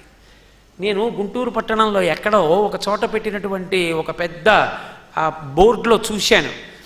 ఆవుని ఇలా 2 చేతులతో పట్టుకుని ఆయన ముద్దు పెట్టుకుంటున్నటువంటి తీరు. ఆవు అక్కడ కట్టి ఉంటే ఆ ఆవు దగ్గరికి వస్తారు పొద్దున్నే పూజ చేయడానికి. వచ్చేటప్పుడు ఇలా ఇలా ఊగుతూ గోమాత్రే నమః, గోమాత్రే నమః, గోమాత్రే నమః అంటూ పొంగిపోతూ వస్తారు. వచ్చి పైకి చెప్తూ పరవశించిపోతూ పొంగిపోతూ స్కందపురాణాంతర్గతమైన గోసూక్తం చదువుతూ పసుపు రాసి బొట్టు పెట్టి పూజ చేసి అరటిపళ్ళు తినిపించి ప్రదక్షిణం చేసి నమస్కారం చేసి ఎంత పారవస్యాన్ని పొంది వస్తారు. గోపూజ, చంద్రమౌళీశ్వరారాధన, గురుభక్తి, ఇవి 4 అద్వితీయములు. నిజంగా మన అదృష్ట విశేషం. అటువంటివన్నీ వారి యందు ప్రకాశించి ఉండగా అటువంటి మహాపురుషుల్ని చూడగలగడం మన జన్మాంతరంలో మనం చేసుకున్నటువంటి సుకృతము యొక్క పరీపాకము. అటువంటి మహాపురుషులైనటువంటి భారతీతీర్థస్వామి వారు జితేంద్రియులై ఇంద్రియములను గెలిచినటువంటి వారయ్యారు. నేను నిన్న మీతో మనవి చేసి ఉన్నాను. పీఠాధిపత్యము అంటే ఏదో అది తనకి తానుగా పెట్టుకున్నటువంటి పేరు, తనకిచ్చుకున్న బిరుదు, తానే ఓ పీఠం పెట్టి నేనే ఓ పీఠాధిపతిని అన్నది అయి ఉండడమని శంకరాచార్యుల వారు చెప్పింది కాదు. శంకరాచార్యుల వారు చెప్పినది పీఠాధిపతి అంటే శంకర భగవత్పాదాచార్యుల వారి చేత స్థాపింపబడినటువంటి పీఠమునకు వచ్చినటువంటి పరంపరాగతమైనటువంటి పీఠాధిపతి. అది ఎక్కడా కూడా తెగకుండా వంశం ఎలా వెడుతుందో ఆ గురు పరంపర అలా వెడుతుంది. ఒక దీపం ఒక దీపాన్ని వెలిగించినట్టు ఒక మహాపురుషుడు ప్రకృతి సంబంధమైనటువంటి నియమానికి తల ఒగ్గి శరీరాన్ని ఇక ప్రకృతి యందు కలిపి విదేహముక్తిని పొందేటటువంటి సమయము ఆసన్నమవుతోందన్నప్పుడే శారదా పరమేశ్వరి వేరొక మహాపురుష జననము కావించి ఆ సింహాసనం మీద కూర్చునేటటువంటి వ్యక్తిని సిద్ధం చేసేస్తుంది. ఆయన ఆ పీఠాధిపతి అలా ప్రభవించినటువంటి పిల్లవాణ్ణి గుర్తుపట్టగలరు. అటువంటి వాటిలో ఒక నియమం, జన్మతః విజితేంద్రియుడై ఉండాలి, ఇంద్రియములను గెలిచిన వాడై ఉండాలి. లోకమంతా ఇంద్రియాల్ని పట్టుకుని పరుగులు తీస్తుంటే అసలు ఇంద్రియముల యొక్క ఉద్ధతి లేకుండా పరమ భక్తితో అలా పండిపోయే ఈ జీవితాలంటే అటువంటి మహాపురుషుల్ని కనీసం చూడకపోతే 200 పరుగులు చేసిన వాడిని చూడ్డానికి వెంపర్లాడిపోతున్నామే, ఓ 3 గంటలు ఎండలో ఆటాడిన వాడిని చూడ్డానికి వెర్రెక్కిపోతున్నామే, ఏదో గట్టిగా ఇక్కడి నుంచి తాను ప్రయోగించినటువంటి ఒక గొప్ప ఉపగ్రహాన్ని ప్రయోగిస్తే ఆ ప్రయోగించిన వాడిని చూడ్డానికి వెంపర్లాడిపోతున్నామే. ఇంద్రియాల్ని గెలిచిన వాడన్నవాడొకడు పుట్టుకతో ఒకడు ఉన్నాడు, వాడిని చూడాలన్న తాపత్రయం లేకపోతే ఇక మన జీవితం ఎందుకు? ఇవన్నీ తర్ఫీదు పొందితే వచ్చినవి. శరీరంలో ఒకనాడు ఈ విభూతి అంతా తరిగిపోయేది. ప్రతిరోజు కొట్టడం, ప్రతి నిమిషం కొట్టడం, పరుగులు ఎక్కడ ఉండదు జీవితంలో. ప్రతి క్షణం వశిధారావ్రతం, పడిపోకుండా ఇంద్రియాన్ని గెలిచి నిలబడడం. అలా నిలబడిన వ్యక్తి ఒకడు ఉన్నాడు. ఆయన మా సనాతన ధర్మంలో శృంగగిరి పీఠానికి అధిపతి. ఆయన వస్తున్నారు, మేము చూస్తున్నాం అని పరమ పరవశంతో 2 చేతులొగ్గి చూడడానికి మనం సిద్ధం కాకపోతే ఇక మన జీవితాలు ఎంత నిజంగా ఆదరణీయమైనటువంటి స్థితిని పొందలేనివయ్యాయి అని చెప్పుకోవలసినటువంటి పరిస్థితి ఏర్పడుతుంది. కాబట్టి అంతటి మహాపురుషుడు. దీనితో పాటుగా వేదాంగముల యందు నిష్ణాతుడైనటువంటి వ్యక్తి కావాలి.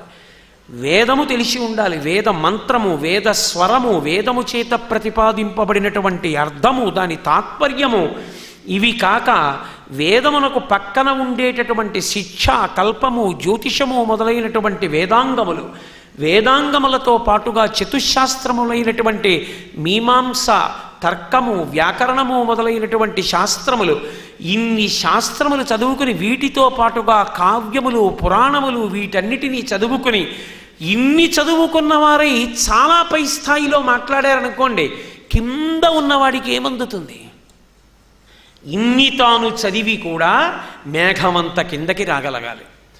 ఎక్కడో సముద్రంలో ఉన్నటువంటి ఉప్పు నీటిని తాగినటువంటి మేఘం నిరాధారమైనటువంటి ఆకాశ మార్గంలో ప్రయాణించి వచ్చి చల్లటి నీటిని, తీయటి నీటిని మనకి వర్షించి తెల్లని మేఘమై దూదిపింజలా వెళ్ళిపోయినట్టు ఇన్ని శాస్త్రములను చదువుకున్నటువంటి వ్యక్తి అతి క్రిందకి దిగి వచ్చి మన మనస్సులు ధర్మమునందు ఊంచుకునేటటువంటి రీతిలో, ప్రభావితమయ్యేటటువంటి రీతిలో మనకి ప్రబోధం చేయగలిగినటువంటి శక్తివంతుడు కావాలి.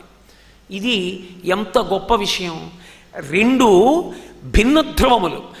గణపతి వాక్యార్థ సభలు జరిగితే దేశాంతరములందు ప్రఖ్యాతి వహించినటువంటి మహాపండితులు సభలో కూర్చునుంటే ఎక్కడ వారిలో ఒక చిన్న దోషము దొల్లినా దాన్ని దిద్ది, వారిని అవమానించడానికి కాదు, వారు నిలబడితే కదా మిగిలిన వారిని నిలబెట్టడం, వారిని అభినందించి ప్రోత్సహించి ఆ శాస్త్రములను నిలబెట్టి ప్రచారం చెయ్యడానికి అటువంటి శాస్త్ర సభలకి ఆధ్యక్షం వహించాలి.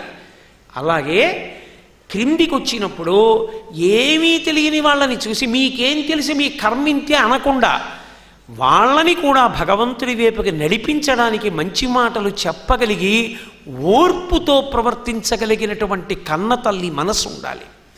ఇన్ని ఒక్క వ్యక్తి ఎందు ప్రకాశించడం అంటే ఆయన కారణజన్ముడు కాక వేరొకరు ఎందుకు అవుతారు? శృంగేరి పీఠాధిపత్యం స్వీకరించినటువంటి క్రొత్తల్లో గణపతి వాక్యార్థ సభలు ప్రారంభమయ్యాయి. ప్రారంభమైనప్పుడు అధ్యక్షోపన్యాసం చేస్తూ భారతీ తీర్థ మహాస్వామి వారు చేసిన ప్రసంగం ఏమిటో తెలుసా? ఎప్పుడూ మా గురువుగారు శ్రీమద్ అభినవ విద్యాతీర్థ మహాస్వామి వారు ఈ సభలు నిర్వహిస్తూ ఉండేవారు. వారు శరీరంతో లేకుండా ఈ సభలు నిర్వహించడం ఇదే మొదటిసారి. కానీ వారు జ్యోతిస్వరూపులై ఎన్నడూ మమ్మల్ని అనుగ్రహించి ఆశీర్వచనాన్ని ఇస్తూనే ఉంటారు. మా గురువులు తరచుగా ఈ సభలు ఎందుకు నిర్వహించాలి అన్న దాని గురించి ఒక మాట చెప్తూ ఉండేవారు. కేవలం పిడివాదం కోసం, మేము చెప్పిందే సత్యమని వాదించడానికి ఈ సభలు ఉద్దేశింపబడలేదు. పండితులు తమ యొక్క పాండిత్యాన్ని ప్రదర్శించుకుని ఒకరితో ఒకరు వాదించుకోవడానికి ఈ సభలు నిర్దేశింపబడలేదు. ఎక్కడైనా ఏదైనా చిన్న దోషం దొల్లితే విద్వాంసులను అవమానించడానికి ఈ సభలు నిర్దేశింపబడలేదు.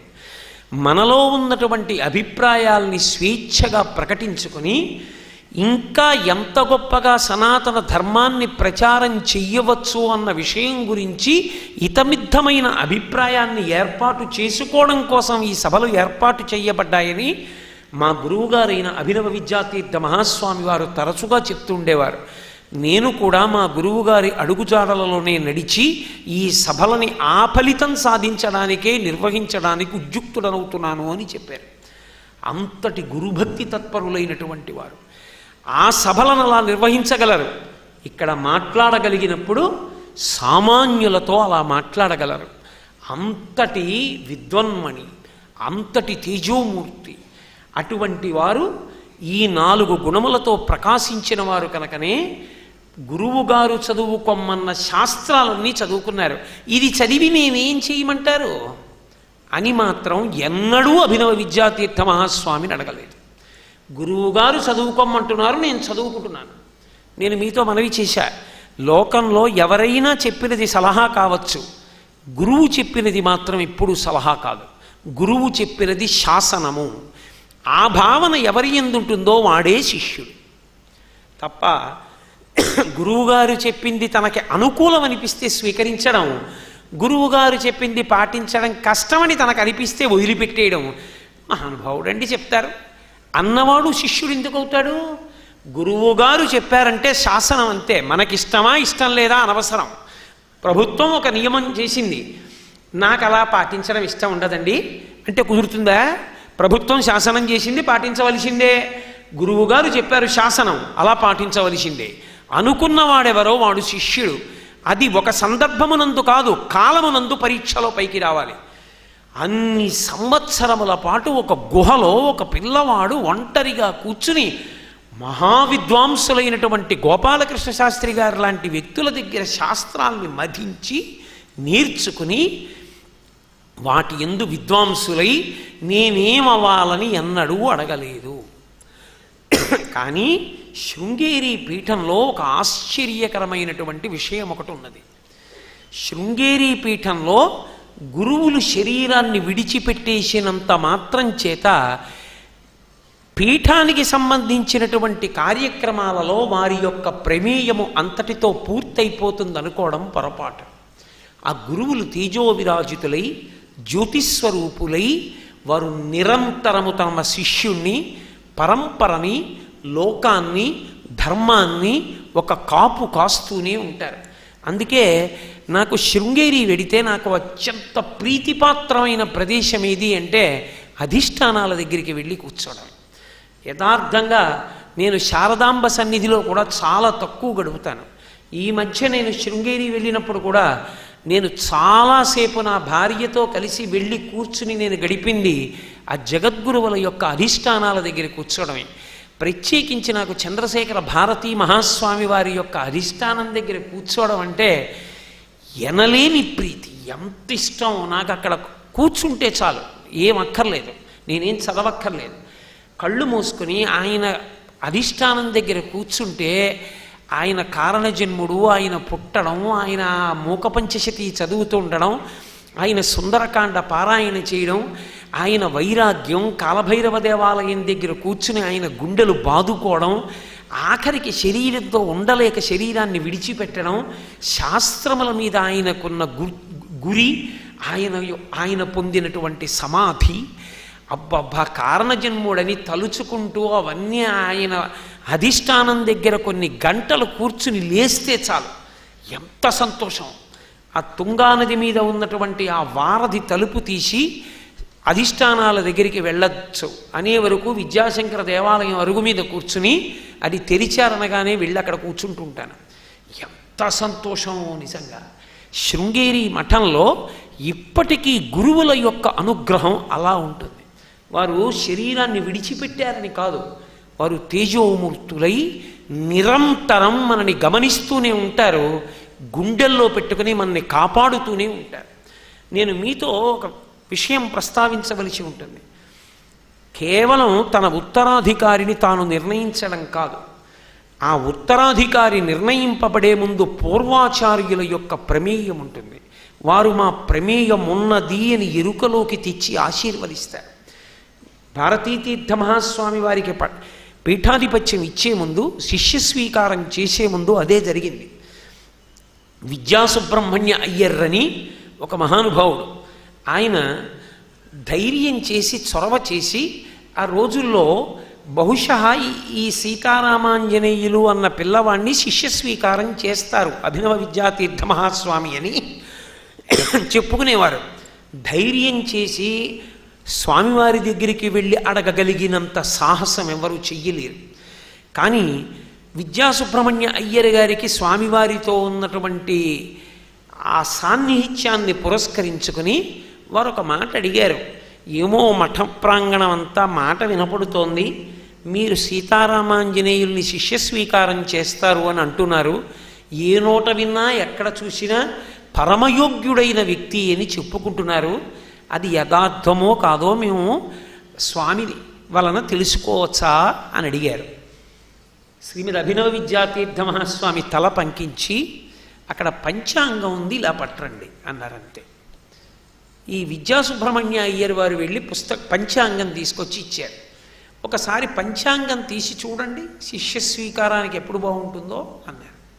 ఆయన పంచాంగం తీసి అన్నారు, ఇది కన్నడంలో ఉంది, ఈ పంచాంగం నాకు రాదు, ఈ భాష తెలియదు, నాకు తమిళం అయితే తెలుస్తుందన్నారు. ఓ, ఆ పక్కన చూడండి తమిళ పంచాంగం ఉంది, ఇది పెట్టెత్తండి అన్నారు. ఇది పెట్టి తమిళ పంచాంగం కోసం పుస్తకాలు జరుపుతూ ఇలా తీశారు. ఇలా తీసేటప్పటికి దాని వెనక నుంచి ఎప్పటివో పాత కాగితాలు కింద పడ్డాయి. ఏమిటి కాగితాలని వంగి తీసి స్వామికి ఇచ్చారు. అవి విప్పి ఇలా తీశారు. ఒకప్పుడు చంద్రశేఖర భారతీ స్వామి అభినవ విద్యాతీర్థ మహాస్వామిని శిష్య స్వీకారం చేసినప్పుడు ఏ ఏ కార్యక్రమాలు జరగాలో, ఎలా శిష్య స్వీకారం జరగాలో ఆ కార్యక్రమ వివరాలన్నీ వ్రాసి ఉన్న కాగితం కింద పడింది పంచాంగంతో. ఓ, మా గురువు గారు అనుగ్రహించారు, అభినవ విద్యాతీర్థ మహాస్వామి వారి గురువు గారు చంద్రశేఖర భారతీ స్వామి వారు, మా గురువు గారు అనుగ్రహించారు ఈ పిల్లవాణ్ణి నా శిష్యుడిగా స్వీకరించి యోగపట్టం ఇవ్వడానికి, కాబట్టి ఇతనికి ఇవ్వచ్చు నిర్ణయం చేసుకున్నారు. ఇప్పుడు నాకు చెప్పండి, అందుకే ప్రతిరోజు కూడా అంత నియమంగా శృంగేరి పీఠాధిపతులు పూర్వాచార్యుల యొక్క అధిష్టానాలకి ప్రదక్షిణాలు చేసి పూజ చేసి నమస్కరిస్తారు. తాము బయలుదేరితే చాలు తమతో పాటు గురుపాదుకల్ని తీసుకెడతారు. వెంటనే ముహూర్త నిర్ణయం జరిగింది. దేవీ నవరాత్రి ఉత్సవాలు అయ్యాయి. ఉత్సవాలు అయిన తర్వాత అభినవ విద్యాతీర్థ మహాస్వామి ప్రకటన చేశారు, నవంబర్ 11, 1974 సంవత్సరం శిష్య స్వీకారం చేస్తున్నాను, ఈ పిల్లవాణ్ణి నా శిష్యుడిగా స్వీకరిస్తున్నానని. తండ్రి గారైన వెంకటేశ్వరావధానులు గారిని పిలిపించి చెప్పారు, నీ రెండవ కుమారుడైన దక్షిణామూర్తి నీ జీవితంలో యోగక్షేమాలు చూస్తాడు, ఈ పెద్ద కుమారుణ్ణి నేను తీసుకుంటున్నాను శిష్యుడిగానని. చాలా సంతోషించారు. తల్లిగారికి చెప్పారు. అనంతలక్ష్మమ్మ గారు ముందు బాధపడ్డారు, కానీ అంతటి గొప్ప స్థితిని పొందుతున్నారని ఆవిడ కూడా అనుమతించారు. తదనంతరం శిష్య స్వీకారంగా తదంతర్గతంగా జరగవలసినటువంటి కార్యక్రమాలకి ఏర్పాట్లు పూర్తయ్యాయి. ఆ ముందు రోజు జరగవలసిన కార్యక్రమాలు పూర్తయ్యాయి. పిల్లవాడు సంధ్యావందనం చేసుకున్నాడు. తుంగానదిలోకి వెళ్ళి అప్పటి వరకు కట్టుకున్నటువంటి వస్త్రాల్ని విడిచిపెట్టేసి, మొలత్రాడు యజ్ఞోపవీతం అన్నీ విడిచిపెట్టేసి గురువుగారి దగ్గరికి వెళ్ళారు. గురువుగారు వెంటనే ఆ పిల్లవాడికి కాషాయ వస్త్రాలు, కమండలం, దండం బహూకరించారు. బహూకరించి తిన్నగా తన గురువుగారి అధిష్టానం చంద్రశేఖర భారతీ మహాస్వామి వారి యొక్క బృందావన అధిష్టానం దగ్గరికి తీసుకెళ్లారు. తీసుకెళ్ళి అది వాళ్ళ జీవితంలో ఉన్న గొప్ప విషయం. తల్లి, తండ్రి, దైవం అన్నీ వాళ్ళకి గురువే. గురువు ఒకటి, పీఠాదిదేవత ఒకటి కాదు. గురువే పీఠాదిదేవత, పీఠాదిదేవతయే గురువు. శారదయే చంద్రశేఖర భారతి, చంద్రశేఖర భారతియే శారద. కాబట్టి ఇప్పుడు తిన్నగా గురువుగారికి నివేదించారు. గురువుగారి అనుమతితో భారతీ తీర్థ అన్న యోగపట్టంతో ఆ పిల్లవాణ్ణి శిష్యుడిగా స్వీకరించారు.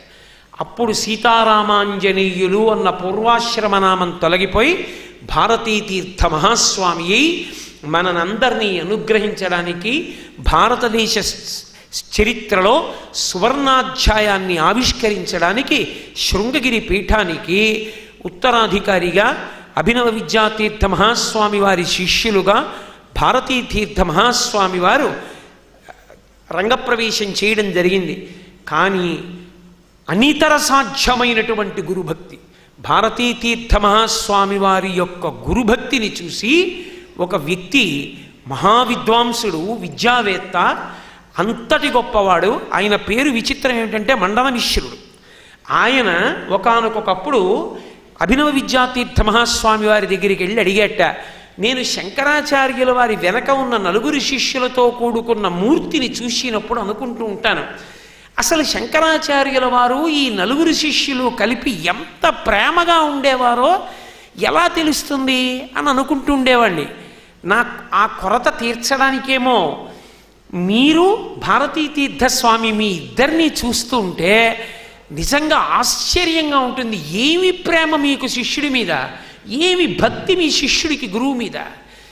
ఎంత జాగరూకత పాటించేవారంటే అభినవ విద్యాతీర్థ మహాస్వామి వారు నడుస్తుంటే కనీసంలో కనీసం ఆయన కన్నా ముందు ఎన్నడూ నడిచేవారు కాదు. గురువుగారు నడుస్తుంటే గురువుగారి నీడ దాటి శిష్యుడు ముందుకు వెళ్ళేవాడు కాదు, గురువు వెనకే. గురువు శిష్యుడు సభలోకి వచ్చి వేదిక మీదకి వస్తే గురువుగారు ముందు ఆసనం మీద పూర్తిగా సుఖాసీనులై కూర్చుని సత్యదండాన్ని చేత్తో పట్టుకుని ఆయన ప్రశాంతంగా ఉన్నారు, ఇప్పుడు పూర్తిగా ఆసీనులయ్యారు అని చూసిన తరువాత అప్పుడు ఆసనం మీద కూర్చునేవారు భారతీ తీర్థ మహాస్వామి. తప్ప గురువుగారు ఇంకా ఆసనం మీద కూర్చోకముందే చటుక్కున తాను కూర్చోవడం అన్నది ఎన్నడూ చేసేవారు కాదు. గురువుగారు మాట్లాడకుండా తను మాట్లాడేవారు కాదు. గురువుగారు ఏది మాట్లాడారో దాన్నే మళ్ళీ వివరించి బాగా నాటుకునేటట్టు చెప్పేవారు తప్ప గురువుగారు చెప్పని విషయాన్ని సభలో స్పృశించి గురువుగారు చెప్పిందా శిష్యుడు చెప్పిందా అని అనుమానం వచ్చేటట్టు ఎన్నడూ మాట్లాడేవారు కాదు. గురువు చెప్పిన మాటని సమర్థించడానికే, అది బాగా నాటుకోవడానికే తన యొక్క ప్రజ్ఞని వినియోగించేవారు. ఎప్పుడు గురువుగారు మాట్లాడినా ఆ మాటని శిరోధార్యంగా ఆజ్ఞగా భావన చేసేవారు. ఆయన మాట్లాడుతుంటే అంత చెవులొగ్గి అంత జాగ్రత్తగా వింటుండేవారు. నిద్ర లేవగానే మొట్టమొదటి కార్యక్రమం ఏమి అంటే తిన్నగా వెళ్ళి తన గురువుగారికి సాష్టాంగదండ ప్రణామం చేసి ఆయనకి నమస్కారం చేసి వచ్చేవారు. అంత వినయ విధేయతలతో గురువు పట్ల ప్రవర్తించేవారు.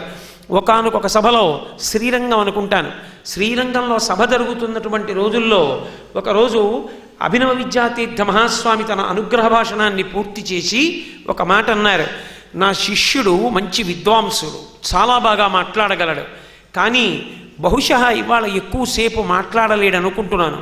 ఎందుచేత అంటే ఇప్పటికే ఆ చంద్రమౌళీశ్వరారాధనకి సంబంధించినటువంటి వేళ దాటిపోయింది కాబట్టి అతను తొందరగా స్నానం చేసి అనుష్ఠానం చేసుకుని చంద్రమౌళీశ్వరారాధనకి రావలసి ఉంది, అందుచేత బహుశా ఇవాళ ఎక్కువ మాట్లాడలేడేమో అని తన శిష్యుణ్ణి మాట్లాడమన్నారు.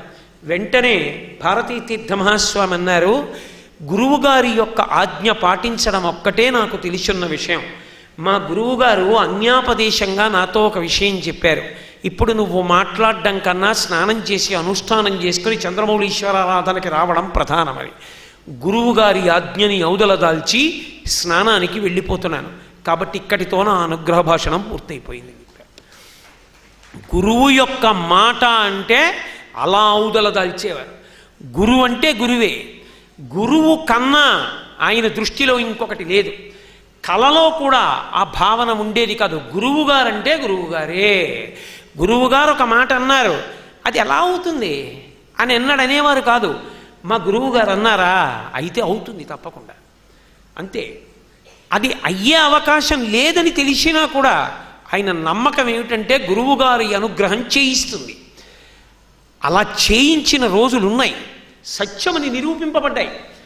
ఒకానొకప్పుడు పోస్టల్ డిపార్ట్మెంట్లో పనిచేసినటువంటి ఒక వ్యక్తి 15 సంవత్సరముల తర్వాత పదవీ విరమణ చేశాడు స్వచ్ఛందంగా.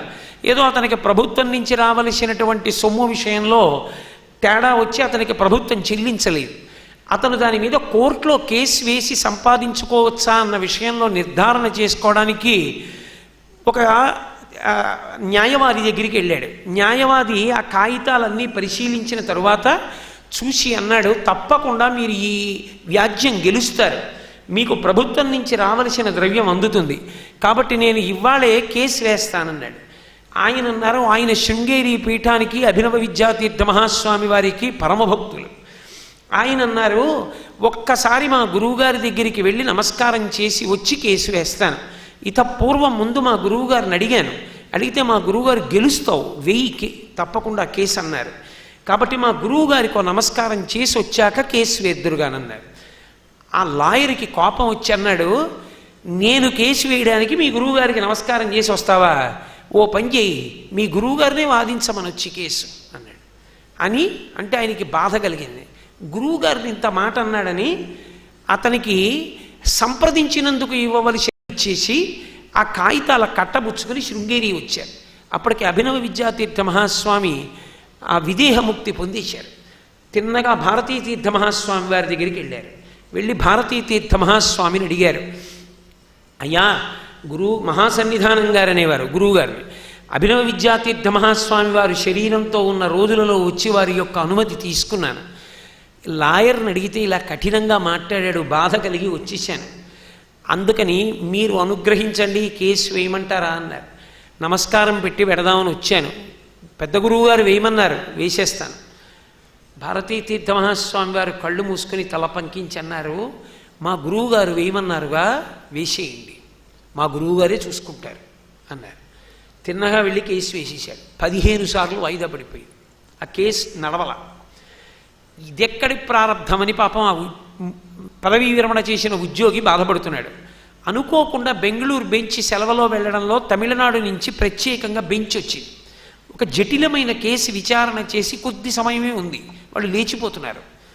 ప్రభుత్వం తరపున వాదించేటటువంటి ప్లీడర్ ఈ కేసు తీసి, అయ్యా ఇది చాలా చిన్న కేసు, ఇతను 15 ఏళ్ళు పనిచేశాడు, ప్రభుత్వం నుంచి కొంత ఇతనికి ద్రవ్యం రావాలంటున్నాడు, ఇది విచారించి మీరు తీర్పు ఇచ్చేస్తే బాగుంటుందన్నారు. వాళ్ళు మళ్ళీ కూర్చుని ఏమిటి చెప్పండి కేసు అన్నారు. చదివి వినిపించాడు. అతను వినిపించి, ఇతనికి ప్రభుత్వం నుంచి రాకూడదు ద్రవ్యం, ప్రభుత్వం ఇవ్వక్కర్లేదు, ఇతను వేసిన వ్యాజ్యాన్ని కొట్టేయండి చాలన్నాడు. అతను ప్రభుత్వం తరపున వాదన. అన్నీ విన్న న్యాయమూర్తి వెంటనే ఆలోచించి తలపట్టుకుని, ఇలాంటిదే వ్యాజ్యం మొన్న చెన్నై కోర్టులో వచ్చిందే, తీర్పు చెప్పినప్పుడు ఇతనికి సొమ్ము ఇవ్వవచ్చు, ప్రభుత్వం తరపున ఇతను ఈ ద్రవ్యం పొందడానికి అర్హుడు అని తీర్పు చెప్పాం, కానీ ఆ వ్యాజ్యం నాకు జ్ఞాపకం రావట్లేదు, మీలో ఎవరికైనా జ్ఞాపకం ఉందా అని అడిగాడు న్యాయవాదుల్ని. అందరూ కూర్చున్నారు. ఒక యువ న్యాయవాది లేచి అన్నాడు, నాకు జ్ఞాపకం ఉంది, చెన్నై కోర్టులో మొన్ననే జరిగింది, ఇది ఫలానా కేసు ఫలానా వారి మధ్య నడిచింది, మీరు ఫలానా తీర్పు ఇచ్చారన్నారు. అదే తీర్పు రాసి ఈ వ్యక్తికి ప్రభుత్వం నుంచి ద్రవ్యం అందించండి, ఇతనే ఈ వ్యాజ్యాన్ని గెలిచినట్లుగా ప్రకటిస్తున్నామన్నారు. వెంటనే ఆయన సంతోషపడిపోయి పరిగెత్తుకుంటూ భారతీ తీర్థ మహాస్వామి వారి దగ్గరికి వచ్చారు. వచ్చి, అయ్యా ఆ రోజున మీ దగ్గరికి వచ్చాను, అభినవ విద్యాతీర్థ మహాస్వామి వారి కేసు వేయమన్నారు, గెలుస్తామన్నారు, అయ్యా గెలిచాను, ఆ శుభవార్త మీకు చెప్పాలని వచ్చానన్నారు. భారతీ తీర్థ మహాస్వామి వారు ఏమనాలి, శుభం భూయాత్, చాలా సంతోషం అయ్యా అనాలి. ఆయన అన్న మాట ఏమిటో తెలుసా, ఆయన వెంటనే అన్నారు, నాకు కాదు, వెళ్ళి మీ గురువుగారిని వచ్చి వాదించమను అన్నాడే ఒక యువ న్యాయవాది, అతని దగ్గరికి వెళ్ళి ఒక మాట చెప్పు, మా గురువుగారు న్యాయవాదిగా కాదు న్యాయమూర్తిగా వచ్చి తీర్పు ఇచ్చారని చెప్పు. అది భారతీ తీర్థ మహాస్వామి వారికి తన గురువు పట్ల ఉన్నటువంటి అచంచలమైన విశ్వాసం, అంత గౌరవం. గురువుగారంటే ఎంత ప్రాణమో. వాళ్ళిద్దరి మధ్య అభినవ విద్యాతీర్థ మహాస్వామి వారు శరీరంలో ఉన్న రోజులలో వారిద్దరి మధ్య జరిగినటువంటి కొన్ని చర్చల గురించి చదువుతూ ఉంటే ఇంత ప్రేమ అనిపిస్తుంది. వారు దక్షిణ దేశంలో విజయయాత్రకు వెడుతూ భారతీ తీర్థ మహాస్వామి, అభినవ విద్యాతీర్థ మహాస్వామి బెంగళూరు వెళ్ళి శృంగేరి వెళ్ళిపోతుంటే వెళ్ళి ఆయన పాదములు పట్టుకుని కొద్ది రోజులు గురువుగారికి దూరంగా ఉండవలసి వస్తే చంటి పిల్లవాడు అమ్మ నుంచి దూరం అయిపోతున్నంత బెంగ పెట్టేసుకుంటుంటే చుట్టూ ఉన్నవాళ్ళు ఎంత తెల్లబోయేవారో, ఏమిటి గురు శిష్యుల మధ్య ఈ ప్రేమని. ఆయన కొన్ని నెలల తర్వాత మళ్ళీ శృంగేరి వెడుతూ భారతీ తీర్థస్వామి చెన్నైలో చెప్పుకున్నారు, మళ్ళీ ఇన్ని నెలల తర్వాత నేను శృంగేరి వెళ్ళి మా గురువుగారిని చూడబోడుతున్నందుకు పరమ ఆనందంలో ఉన్న, రేపు ఈ పాటికి మా గురువుగారి దర్శనం చేస్తాను అని అంత పొంగిపోయారు. వారికి జీవితంలో సమస్తము గురువే, గురువు కానిది గురువు తప్ప వారికి వేరొకటి లేదు. అంత అద్భుతమైనటువంటి స్థితిని పొందినటువంటి మహాపురుషులు భారతీ తీర్థ మహాస్వామి అటువంటి అద్భుతమైనటువంటి స్థితిని పొంది అంతటి గురుభక్తితో ప్రవర్తించేవారు. అంతటి గురుభక్తితో ఉన్న స్వామి ఒకానొక రోజులలో వారి గురువుగారైనటువంటి అభినవ విద్యాతీర్థ మహాస్వామి వారు అకస్మాత్తుగా శరీరం విడిచిపెట్టేశారు అని భారతీ తీర్థ మహాస్వామి వారు పూణేలో ఉండగా తెలిసింది. తెలిస్తే వారు నిజంగా ఎంత బాధపడిపోయారో.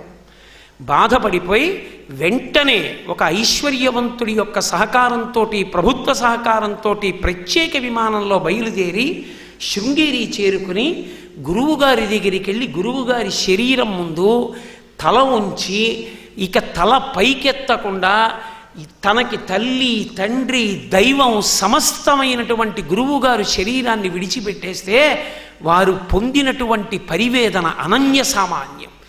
కానీ మహావేదాంతి కనుక, పరమ వైరాగ్య సంపన్నులు కనుక ఎంతో భక్తితో ఆ వేదాంత శక్తితో ఊంచుకుని గురువుగారి యొక్క జరగవలసినటువంటి సంస్కారములన్నీ పూర్తి చేసి, మహానుభావుడు అభినవ విద్యాతీర్థ మహాస్వామి అంటే ఒక రోజున ఇక తాను వెళ్ళిపోతున్నానన్న విషయాన్ని సంకేతించడానికి భారతీ తీర్థ మహాస్వామిని పిలిచి అడిగారు, ఇంకా నేను ఎన్నాళ్ళు ఉండాలనుకుంటున్నారు స్వామి శరీరంలో అని అడిగారు. నేనేమి మరీ లోభంతో కోరుకోవట్లేదు, కలియుగంలో 100 ఏళ్ళు ఆయుర్దాయం, ఇప్పుడు మీకు 72 ఏళ్ళు, ఇంకొక 28 ఏళ్ళు ఉండాలని కోరుకుంటున్నానన్నారు భారతీ తీర్థ మహాస్వామి. వెంటనే అభినవ విద్యాతీర్థ మహాస్వామి అన్నారు, 100 ఏళ్ళా, ఇప్పటికి 72, ఇక చాలు, అంతంత పేరాశలొద్దు, ఈ 72తో సరి అన్నారు. అన్నవారు అకస్మాత్తుగా కాలడి వెడుతూ తన కారు నడుపుతున్నటువంటి ఒక వ్యక్తిని మళ్ళీ వెనక్కి పిలిచి, మీరు నేను మళ్ళీ కలుస్తామో కలవమో, ఆ తరువాతి స్థానం వరకు కూడా కారు నడుపుతారా అని అడిగారు. ఏదో హాస్యానికి అనుకున్నారు ఆయన. కాలడి వెళ్ళి తనని చూడడానికి వచ్చినటువంటి వాళ్ళందరినీ కూడా ఎక్కువ సమయం కేటాయించి అందరినీ పిలిచి అనుగ్రహించి మాట్లాడుతుండేవారు. అలా మాట్లాడుతుంటే వాళ్ళందరూ అనుకున్నారు ఇంత ఎక్కువ సమయం ఇస్తున్నారని సంతోషపడిపోయారు. ఆయన ఇక శరీరాన్ని విడిచిపెట్టేస్తున్నారు, అందుకని అందరికీ ఎక్కువ సమయం ఇచ్చేస్తున్నారని ఎవరు గ్రహించలేకపోయారు. కానీ ఆయన అనేకమైన సూచనల చేత ఇక తాను శరీరంలో ఉండనని సంకేతించారు. భారతీ తీర్థ మహాస్వామి వారికి స్వయంగా చెప్పారు. ఇద్దరూ కలిసి గురువుల అధిష్టానముల దగ్గర పూజ చేయడానికి వెడితే, నేను శరీరం విడిచిపెట్టేసిన తరువాత నన్ను ఎక్కడ భూస్థాపితం చేసి అధిష్టానం కట్టాలని మీరు ప్రత్యేకం ఆలోచించక్కర్లేదు. ఇదిగో సచ్చిదానంద శివాభినవ నరసింహ భారతీ స్వామి వారి యొక్క అధిష్టానం పక్కన స్థలం ఉందే, ఇందులో నా శరీరాన్ని ఉంచండి అని వారు స్థలాన్ని కూడా నిర్దేశించారు. నేను ఈ మాటలు ఎందుకు మనవి చేస్తున్నానంటే, భారతీ తీర్థ మహాస్వామి వారి యొక్క అచంచలమైన గురుభక్తి ఎటువంటిదంటే, వారు పీఠాధిపతిగా స్వీకారం పొందగానే, పీఠాధిపతి కాగానే తుంగానది మీద ఏర్పాటు చేయబడినటువంటి సేతువుకి పేరుంచవలసి వచ్చింది. ఒకప్పుడు తుంగానదిలో వస్తున్నటువంటి పడవ ప్రమాదానికి గురై కొంతమంది శరీరాన్ని విడిచిపెడితే అది విని తల్లడిల్లిపోయినటువంటి అభినవ విద్యాతీర్థ మహాస్వామి ప్రభుత్వ సహకారాన్ని కూడా అపేక్షించకుండా కేవలముగా శిష్యులు ఇచ్చినటువంటి ద్రవ్యంతో తుంగానది మీద ఒక పెద్ద సేతువుని నిర్మాణం చేయించారు. ఆ సేతువుకి విద్యాతీర్థ సేతువు అని మా గురువుగారు ఆర్తి పొంది తన శిష్యుల యొక్క ద్రవ్యంతో నిర్మాణం చేయించినటువంటి సేతువు. అటువంటి సేతువుని ఆయన కృపతో, ఆయన ఆర్తితో వచ్చింది కాబట్టి దానికి మా గురువుగారి పేరుంచుతానని విద్యాతీర్థ సేతువు అని పేరుంచారు. వారి గురువు అంటే వారికి అచంచలమైనటువంటి భక్తి. బహుశः భారతీతీర్థ మహాస్వామి వారు పరమ ప్రసన్నులైపోయేది, అంత సంతోషాన్ని పొందేది ఎప్పుడు అంటే అభినవ విద్యాతీర్థ మహాస్వామి వారి యొక్క మూర్తిని చూస్తే చాలు. వారు ఎంత పరవశించిపోతారో. వారి యొక్క గురుభక్తి చెప్పనలవి కాదు. ఎంతటి గురుభక్తి తత్పరులంటే కన్న కొడుకుల గురువు ప్రేమించినా దగ్గర చేసినా వారు మాత్రం ఎన్నడూ కూడా గురువుగారి విషయంలో స్వతంత్రం తీసుకుని ఒక అంగుళం కూడా ముందుకు వెళ్ళేవారు కాదు. గురువుగారితో కలిసి శబరిమలై దర్శనానికి వెళ్ళినటువంటి రోజుల్లో శిష్యులందరూ కూడా భారతీతీర్థ మహాస్వామితో కలిసి కొండెక్కుతూ ఇక్కడ కూర్చుని చూస్తే ప్రకృతి బహురమణీయంగా ఉంది అంటే స్వామి కూర్చుని చూస్తుంటే గురువుగారిని అంటే అభినవ విద్యాతీర్థ మహాస్వామి వారిని కూడా పిలిచి కాసేపు ఇక్కడ కూర్చోమంటే బాగుంటుందేమో, పిలిస్తే ఎలా ఉంటుంది అన్నారు ఒకరు. వెంటనే భారతీతీర్థ మహాస్వామి అన్నారు, వారు ఏం చెయ్యాలో మనం సలహా చెప్పకూడదు, వారు ఏం చెప్పారో మనం చెయ్యాలి. వారు ఎక్కడ కూర్చోవాలో, ఏం చూడాలో, దేనికి ఆనందం పొందాలో చెప్పడం మనది కాదు ధర్మం. వారు సంతోషించవలసినది ఏదో వారికి తెలుసు. అటువంటి స్వాతంత్ర్యం మనం తీసుకోకూడదన్నారు. ఏ చిన్న విషయంలోనైనా సరే గురువు అంటే పరదైవమే. గురువు గారి మనసు నొచ్చుకునేటటువంటి చిన్న సందర్భం కూడా ఉండేది కాదు.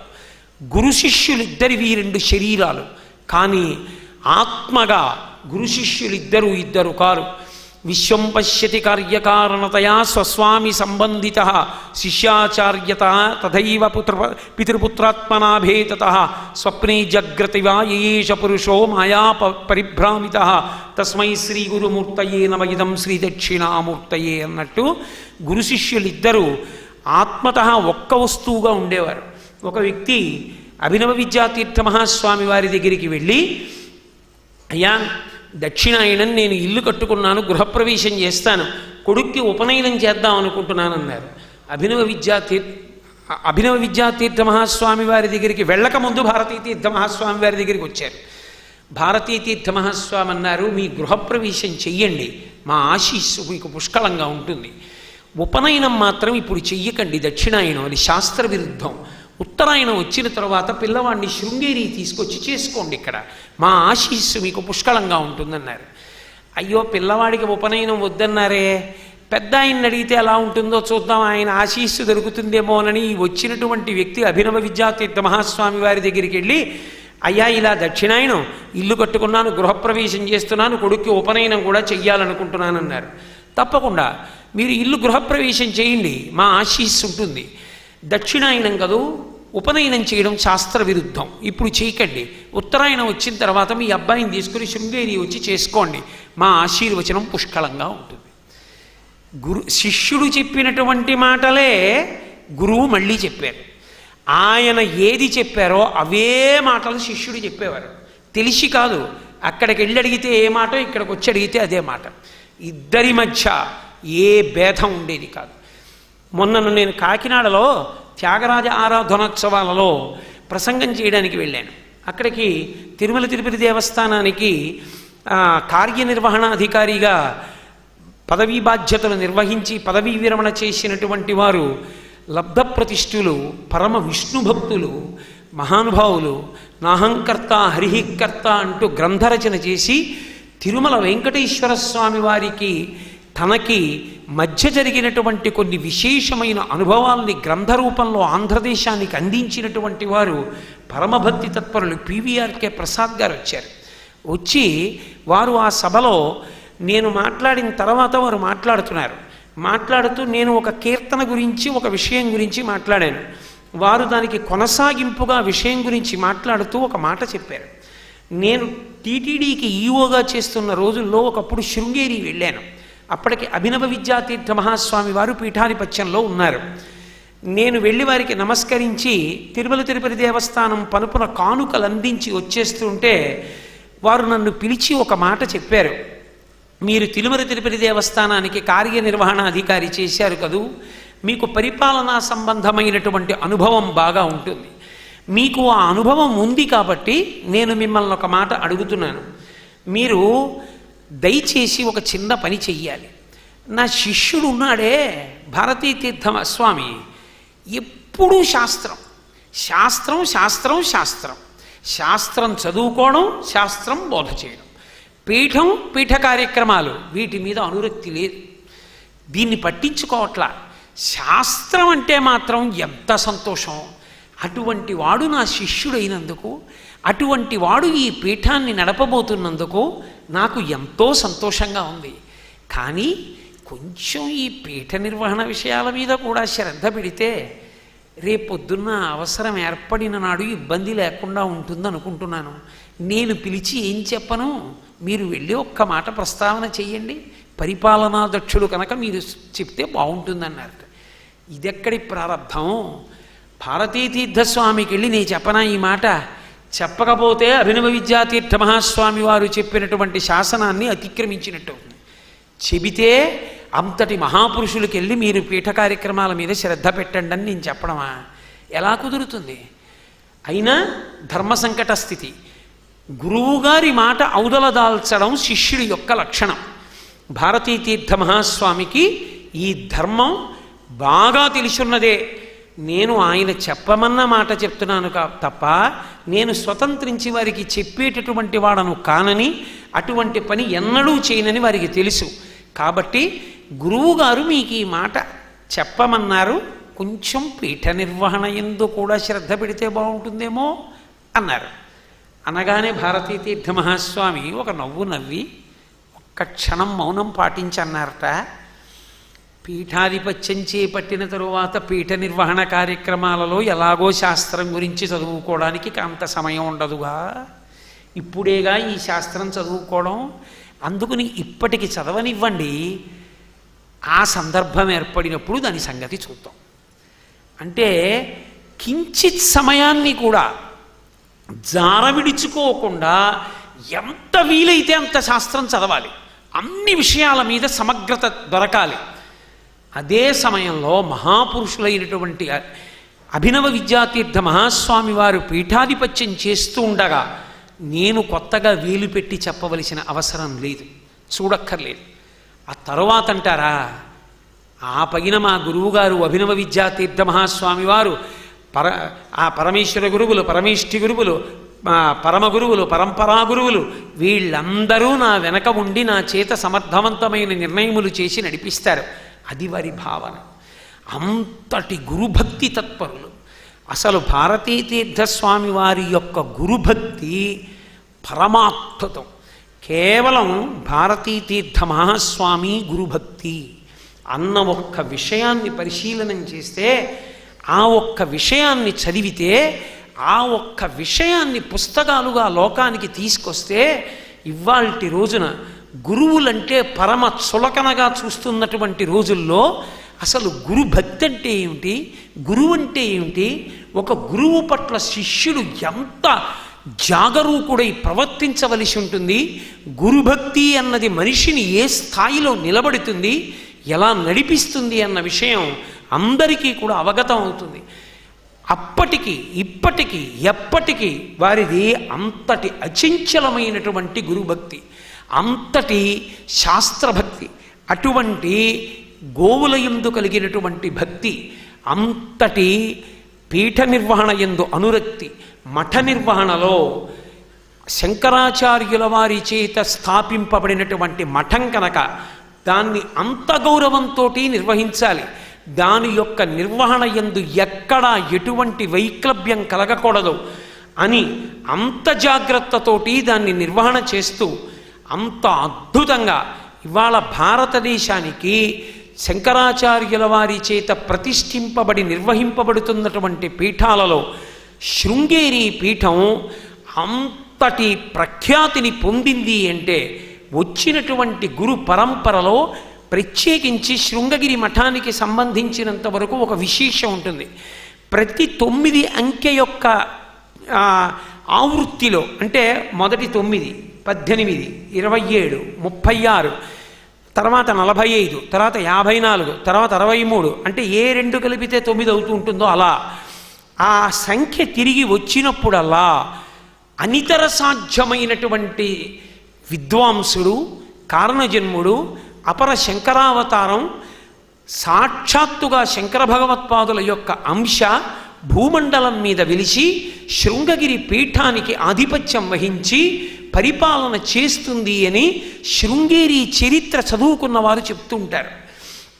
అందుకే శృంగేరి పీఠ పరంపరలో 9 అంకె వచ్చేటటువంటి పీఠాధిపతులందరూ కూడా మళ్ళీ విశేషమైనటువంటి కీర్తి గణించారు.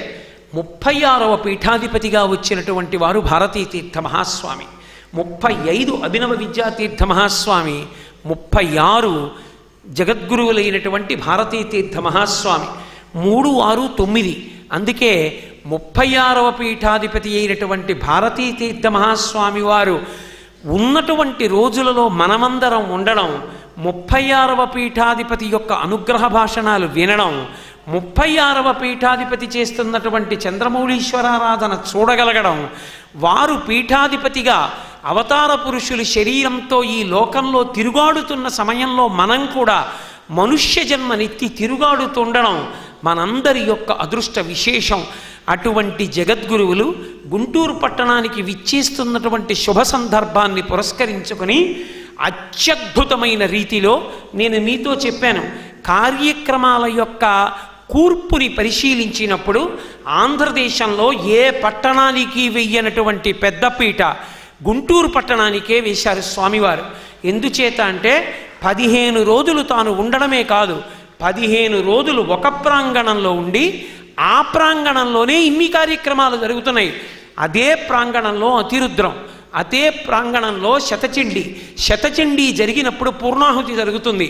మనం మిగిలిన ఊళ్ళల్లో మహాస్వామి వారు వచ్చారు, అనుగ్రహ భాషణం చేశారు, చంద్రమౌళీశ్వరారాధన చేశారు. కానీ ఈ గుంటూరు పట్టణంలో రేపు శారదా పరమేశ్వరి దేవస్థానంలో మార్చి 3వ తారీఖున శతచండికి పూర్ణాహుతి జరుగుతుంది. ఆ పూర్ణాహుతి స్వామివారి యొక్క కరకమలముల మీదుగా జరుగుతుంది. అలాగే అతిరుద్రం జరుగుతుంది. ఆ అతిరుద్రం కోసం గొప్ప నిష్ణాతులైనటువంటి వేద పండితులు ఎందరో వచ్చి చేరి ఉన్నారు. పైగా ఇక్కడితో ఆంధ్రప్రదేశ్ పర్యటన పూర్తయిపోతోంది కాబట్టి దేశం నలుచెరగల నుండి ఎంతమంది విద్వాంసులు ఇక వారిని దర్శించడానికి ఇక్కడికి వస్తారు. ఇక్కడే అతిరుద్రం జరగబోతోంది. ఇక్కడే కొన్ని కోట్ల రూపాయలతో శృంగగిరి మఠం తరపున ఏర్పాటు చేసినటువంటి వేద పాఠశాల, గాయత్రి దేవాలయం ప్రారంభం కాగబోతున్నాయి. దానితో పాటుగా ఆంధ్రప్రదేశ్లోనే తలమానికంగా 1200 గోవుల్ని సంరక్షించడానికి వీలైనటువంటి రీతిలో కొన్ని కోట్ల రూపాయలతో శృంగగిరి పీఠంతో కలిపి గుంటూరు గోశాల వారు కలిపి నిర్వహిస్తున్నటువంటి బ్రహ్మాండమైనటువంటి గోశాల ప్రారంభం కాబోతోంది. శంకర భగవత్పాదుల దేవాలయంలో శంకరాచార్యుల వారి ఎదురుగుండా శివలింగ ప్రతిష్ఠ జరగబోతోంది. శంకర భగవత్పాదుల దేవాలయానికి, శారదా పరమేశ్వరి దేవస్థానానికి ఏకకాలంలో కుంభాభిషేకాలు జరగబోతున్నాయి. ఇన్ని కార్యక్రమాలు ఒక్క ప్రాంగణంలో జరుగుతున్నది ఒక్క గుంటూరు పట్టణంలోనే. అది మీకొక్కరికే దక్కింది ఈ అదృష్టం, ఇక ఎవరికీ దక్కలేదు. ఇన్ని గొప్ప కార్యక్రమాల్ని గుంటూరు పట్టణానికి అనుగ్రహించినటువంటి భారతీతీర్థ మహాస్వామి పట్ల అంత గొప్పగా ప్రేమతో ఆహ్వానం పలకవలసినటువంటి అవసరం కూడా మనందరికీ కూడా ఉంది. అందుకే రేపటి రోజున ఆయనని ఇక్కడ నుంచి శారదా పరమేశ్వరి దేవస్థానానికి శోభాయాత్రగా తీసుకెళ్లేటప్పుడు తిన్నగా వాహనంలో అక్కడే దింపచ్చు. కానీ ఒక పరమ ప్రయోజనాన్ని కట్టబెట్టడం కోసమని శుభప్రదంగా ఒక మంగళయాత్ర నిర్వహిస్తున్నారు. 4 గుర్రములు, 4 వేదములు చేసి 4 శ్వేతాశ్వములు పూంచినటువంటి అద్భుతమైన రథం. ఆ రథం పూర్వం ఎవరూ అధిరోహించినది కాదు, దేవతలు కూడా ఊరిరిగినది కాదు. ఒక కొత్త రథాన్ని నిర్మాణం చేసి అందులో స్వామి అధివసించి ఉండగా పురప్రజలందరూ చూస్తూ ఉండగా అటువంటి మహాత్ములతో కలిసి నడిచినదేదో అది జీవిత అభ్యున్నతికి కారణమవుతుంది కనుక గత జన్మంబులనేమి చేసితిమో యాగశ్రేణులు ఏమేమి చేసితిమో ఎవ్వరికేమి పెట్టితిమో ఏ చింతారతిన్ పొద్దుపుచ్చితిమో సత్యంబులనేమి పల్కితిమో ఏ సిద్ధాశ్రమమునం త్రొక్కితిమో ఇప్పుడు చూడగంటి మిచటన్ కృష్ణార్భకున్ నిర్భయున్ అంటుంది యశోద దశమస్కంధంలో. అటువంటి మహాత్ముని యొక్క మంగళయాత్రలో కలిసి నడవడమే అభ్యున్నతికి కారణం కనుక రేపటి రోజున అందరం కలిసి నడవడానికి ఏర్పాట్లు చేస్తున్నారు. ముందు గుల్బర్గా నుంచి ప్రత్యేకంగా ఒక ఏనుగుని పిలిపిస్తున్నారు. ఆ ఏనుగు పరమ నిష్ట కలిగినటువంటి ఏనుగు. అది తన తొండమెత్తి గజమాలని స్వామి మెడలో వేయగలదు, అంత నిష్ణాతురాలు.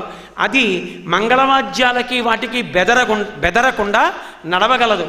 ముందు ఆ ఏనుగు నడుస్తుంటే, వెనక గుర్రాలు నడుస్తుంటే, ఆ వెనక ఎద్దులు నడుస్తుంటే, ఆ వెనక మంగళవాయిద్యాలు నడుస్తుంటే, మంగళవాయిద్యాలు వెనక వేద పండితులు వేదఘోష మిన్నంటుతుండగా, ఆ వెనక కన్యకామణులు పరమ శోభస్కరంగా కన్యకామణులు వైదికమైన దుస్తుల్లో వాళ్ళు నడుస్తుంటే, అలా నడిచిన నడక కదూ అభ్యున్నతిని సాధించి పెట్టేది, రాబోయేటటువంటి జీవితాన్ని భద్రం చెయ్యగలిగినటువంటిది. అటువంటి మహాత్ముడికి స్వాగతం పలికి ఆయనతో కలిసి నడిచిన నడక కదూ ఆంధ్రదేశంలో మిగిలిన ఊళ్ళల్లో ఉన్నటువంటి కన్యకామణులకి అదృష్టం దక్కుతోందా? ఒక్క గుంటూరుకి దక్కుతోంది. నిజానికి రేపు మంగళయాత్ర ఇక్కడ ప్రారంభమైతే కదలడానికి వీలు లేకుండా శారదా పరమేశ్వరి దేవస్థానం వరకు నిలబడిపోవాలి. అంత గొప్ప యాత్ర. అంతమంది కన్యకామణులు నడుస్తుంటే, సువాసినులందరూ వాళ్ళ వెనక నడుస్తుంటే, వాళ్ళ వెనక పురుషులు వైదికమైనటువంటి దుస్తులు ధరించి అందరూ ఏ నామం చెప్పాలో ఆ నామాన్ని చేతికిస్తే శంకరాపాహిమాం శారదే రక్షమాం అంటూ నినదిస్తూ అందరం జయజయధ్వానాలు చేస్తూ, ఆ పక్కన నిజంగా సైనికులు రథాన్ని రక్షిస్తూ రాజలాంఛనాలు పట్టుకుని వెడుతుంటే ఎలా ఉంటుందో అలా శారదాపీఠ లాంఛనములను పట్టుకుని సైనిక దుస్తుల్లో కొంతమంది నడుస్తూ, వెనకాతల తప్పెట్లు, తాళాలు, కోలాటాలు, చెక్క భజనలు, భగవన్నామాలు, బృందాలు వెనకాతల నడుస్తుంటే అంత పెద్ద రథం మీద ఆసీనులై అపర శంకర భగవత్పాదులై త్రిపుండ్రములను ధరించి పరమతేజోమూర్తి అయి పశ్చిమ దిక్కున ఉన్నటువంటి సూర్యుడు కూడా భారతీతీర్థ మహాస్వామి వారిని చూసి రేపు పొంగిపోయేటట్టుగా అపరశివావతారుడు మహానుభావుడు రేపు పొద్దున్న ఏ జిల్లాలో పుట్టారో, ఏ జిల్లాలో ఆయన వేదార్థ సభల్లో పాల్గొన్నారో, ఏ సభలో పాల్గొని వేదంలో దిట్ట అని అనిపించుకున్నారో అటువంటి గుంటూరు పట్టణంలో వారు రథం మీద వెడుతుంటే ఇంతమందిని కలిసి ఆ మంగళయాత్రలో నడిచి వారు శారదా పరమేశ్వరి దేవస్థానానికి చేరుకుని పరవశించిపోతే ఆంధ్రదేశంలో వారి పర్యటనలో చిట్ట చివరిసారిగా ఈసారికి ఆహ్వానం పలికేటటువంటి అదృష్టాన్ని పొందింది గుంటూరు పట్టణమే. అది చిరస్థాయి పొందేటట్టుగా ఆహ్వానం పలికి మనందరం వారిని తోడ్కొని శారదా పరమేశ్వరి దేవస్థానానికి తీసుకెడితే వారక్కడ స్నానమాచరించి వారి అనుష్ఠానం పూర్తి చేసుకొని వచ్చి కూర్చుని ఆ చంద్రమౌళీశ్వరారాధన చేస్తుంటే అనుగ్రహ భాషణం చేస్తే విని చూసి తరించి పరవశించిపోదాం. రేపు సాయంకాలం జరిగే కార్యక్రమాన్ని మరింత వివరంగా వారి అనుగ్రహ భాషణాల యొక్క విహంగ వీక్షణంగా రేపు ఉదయం 9 గంటలకి మళ్ళీ 1 గంటన్నర సేపు వేరొక ప్రత్యేక ప్రసంగం ఉంటుంది. కాబట్టి ఈ ప్రసంగాన్ని ఇక్కడితో పూర్తి చేస్తూ మంగళాశాసన పరై మదాచార్య పురోగమై సర్వైశ్చ పూర్వైరాచార్యై సత్కృతాయాస్తు మంగళం. మంగళం కోసలేంద్రాయ మహనీయ గుణాత్మనే చక్రవర్తి తనూజాయ సర్వభౌమాయ మంగళం. ఉమాకాంతాయ కాంతాయ కామితార్థప్రదాయినే శ్రీగిరీశాయ దేవాయ మలినాథాయ మంగళం. సర్వం శ్రీ ఉమామహేశ్వర పరబ్రహ్మార్పణమస్తు. స్వస్తి. అటువంటి మహాత్ముల జీవితాలు చెప్పడానికి ఎందుకు వచ్చాను అంటే, నాకు 103 జ్వరం, దగ్గు, జలుబు, కంఠం మండిపోతోంది. కొడుకు పెళ్లి చేసి నెల్లూరులో భాగవతం చెప్పి తిరుపతి శ్రీకాళహస్తి అవి కొడుకుని కోడల్ని దర్శనం చేయించి నిన్న పొద్దున్న నేను శ్రీకాళహస్తిలో బయలుదేరి నెల్లూరులో భోజనం చేసి 103 జ్వరంతో సాయంకాలం 5:30కి గుంటూరు వచ్చి క్రోసిన్ ట్యాబ్లెట్ వేసుకుని సంధ్యావందనం చేసుకుని వేదిక మీదకి వచ్చి ఉపన్యాసం చేశా. అంత జ్వరంతో కూడా నేను గుంటూరులో ఉండి ఈ కార్యక్రమం ఎందుకు చేస్తున్నానంటే అటువంటి మహానుభావుడి గురించి 4 మాటలు చెప్పుకుంటే నా జీవితం తరిస్తుందని నమ్మి చెప్పాను తప్ప ఉపన్యాసాల మధ్యలో తెచ్చివేసే పూలదండల కోసం అర్థం పర్థం లేని తాంబూలాల కోసం ప్రసంగాలు చేసుకున్నవాడిని కాను. అలా అయితే ఇంత జ్వరంగా ఉండి ప్రసంగం చేయక్కర్లేదు, నేను కాకినాడ వెళ్ళిపోవచ్చు. హరిప్రసాద్ గారి గురుభక్తికి నేను లొంగిపోయి ఆయన 30 ఏళ్ల తపస్సు, గురువుగారు రావాలి నాన్న, నేను చేసుకోవాలి నాన్న, నేను బ్రతికుండగా గురువుగారు వస్తారా అని ఆయన ఆర్తితో నన్ను అడిగిన రోజులు ఎన్నున్నాయో. పాపం అంత కష్టపడ్డారే, అంత ఎదురు చూశారే. ఆయన వస్తున్నప్పుడు నాకు శృంగేరి పీఠం అంటే అపారమైన భక్తి. నేను చెయ్యగలిగినంత సేవ, ఇవాళ జ్వరం ఉంటుంది, రేపు ఇంటికి వెళ్ళి విశ్రాంతి తీసుకోవచ్చులే, జ్వరం ఉన్నా పర్వాలా, నే చెయ్యగలిగినంత సేవ చెయ్యవలసిందే అని అంత ఓపిక తెచ్చుకుని నేను వచ్చి ప్రసంగాలు చేస్తున్నాను తప్ప అదేదో మీకు నచ్చిందని మధ్యలో లేచి వచ్చి దండలు వేయడం, మీరు ప్రేమ ప్రకటించడమే అయినా అది నా భావధారని పాడు చేసేస్తుంది. అలాంటివి మధ్యలో దండలు వేయించుకోవడానికి చేసే ప్రసంగాలా చెప్పండి? అందుకని దయచేసి నేను కోపగించానని భావించకండి. అప్పుడు దండ నేను వేయించుకున్నాను అనుకోండి, అంతకన్నా అసహ్యకరమైన విషయం లోకంలో ఇంకోటి ఉంటుందా? మధ్యలో దండలు వేయించుకోవడానికి ఆ ప్రసంగం అది తెలిసి మధ్యలో రాకూడదు, దండ వేసే ప్రయత్నం చేయకూడదు. అప్పుడు నేను నా నిరసన తెలియచేయలేదనుకోండి, అది ధర్మం కాదు. అందుకే నేను ఆ దండ స్వీకరించలేదు తప్ప ఆ తెచ్చిన వ్యక్తి ఎవరో నాకు తెలియదు, ఆయన మీద నాకు కోపం ఎందుకు ఉంటుంది? పరమభక్తితో నేను చేస్తున్నటువంటి యజ్ఞం తప్ప ఇది వేరొక దాని కొరకు కాదు. నేను ఏ ప్రసంగం స్వార్థంతో చేయలే, ఇది పరమ అనురక్తితో మహాపురుషులు జీవితాలని త్యాగం చేసిన వాళ్ళు, కారణజన్ములు. అటువంటి వారి గురించి చెప్పడానికి జ్వరం అని నేను మానేస్తే ఇంకా నేను కృతజ్ఞుణ్ణి అయిపోతానని నేను ఈ ప్రసంగాలు చేస్తున్నాను. స్వస్తి.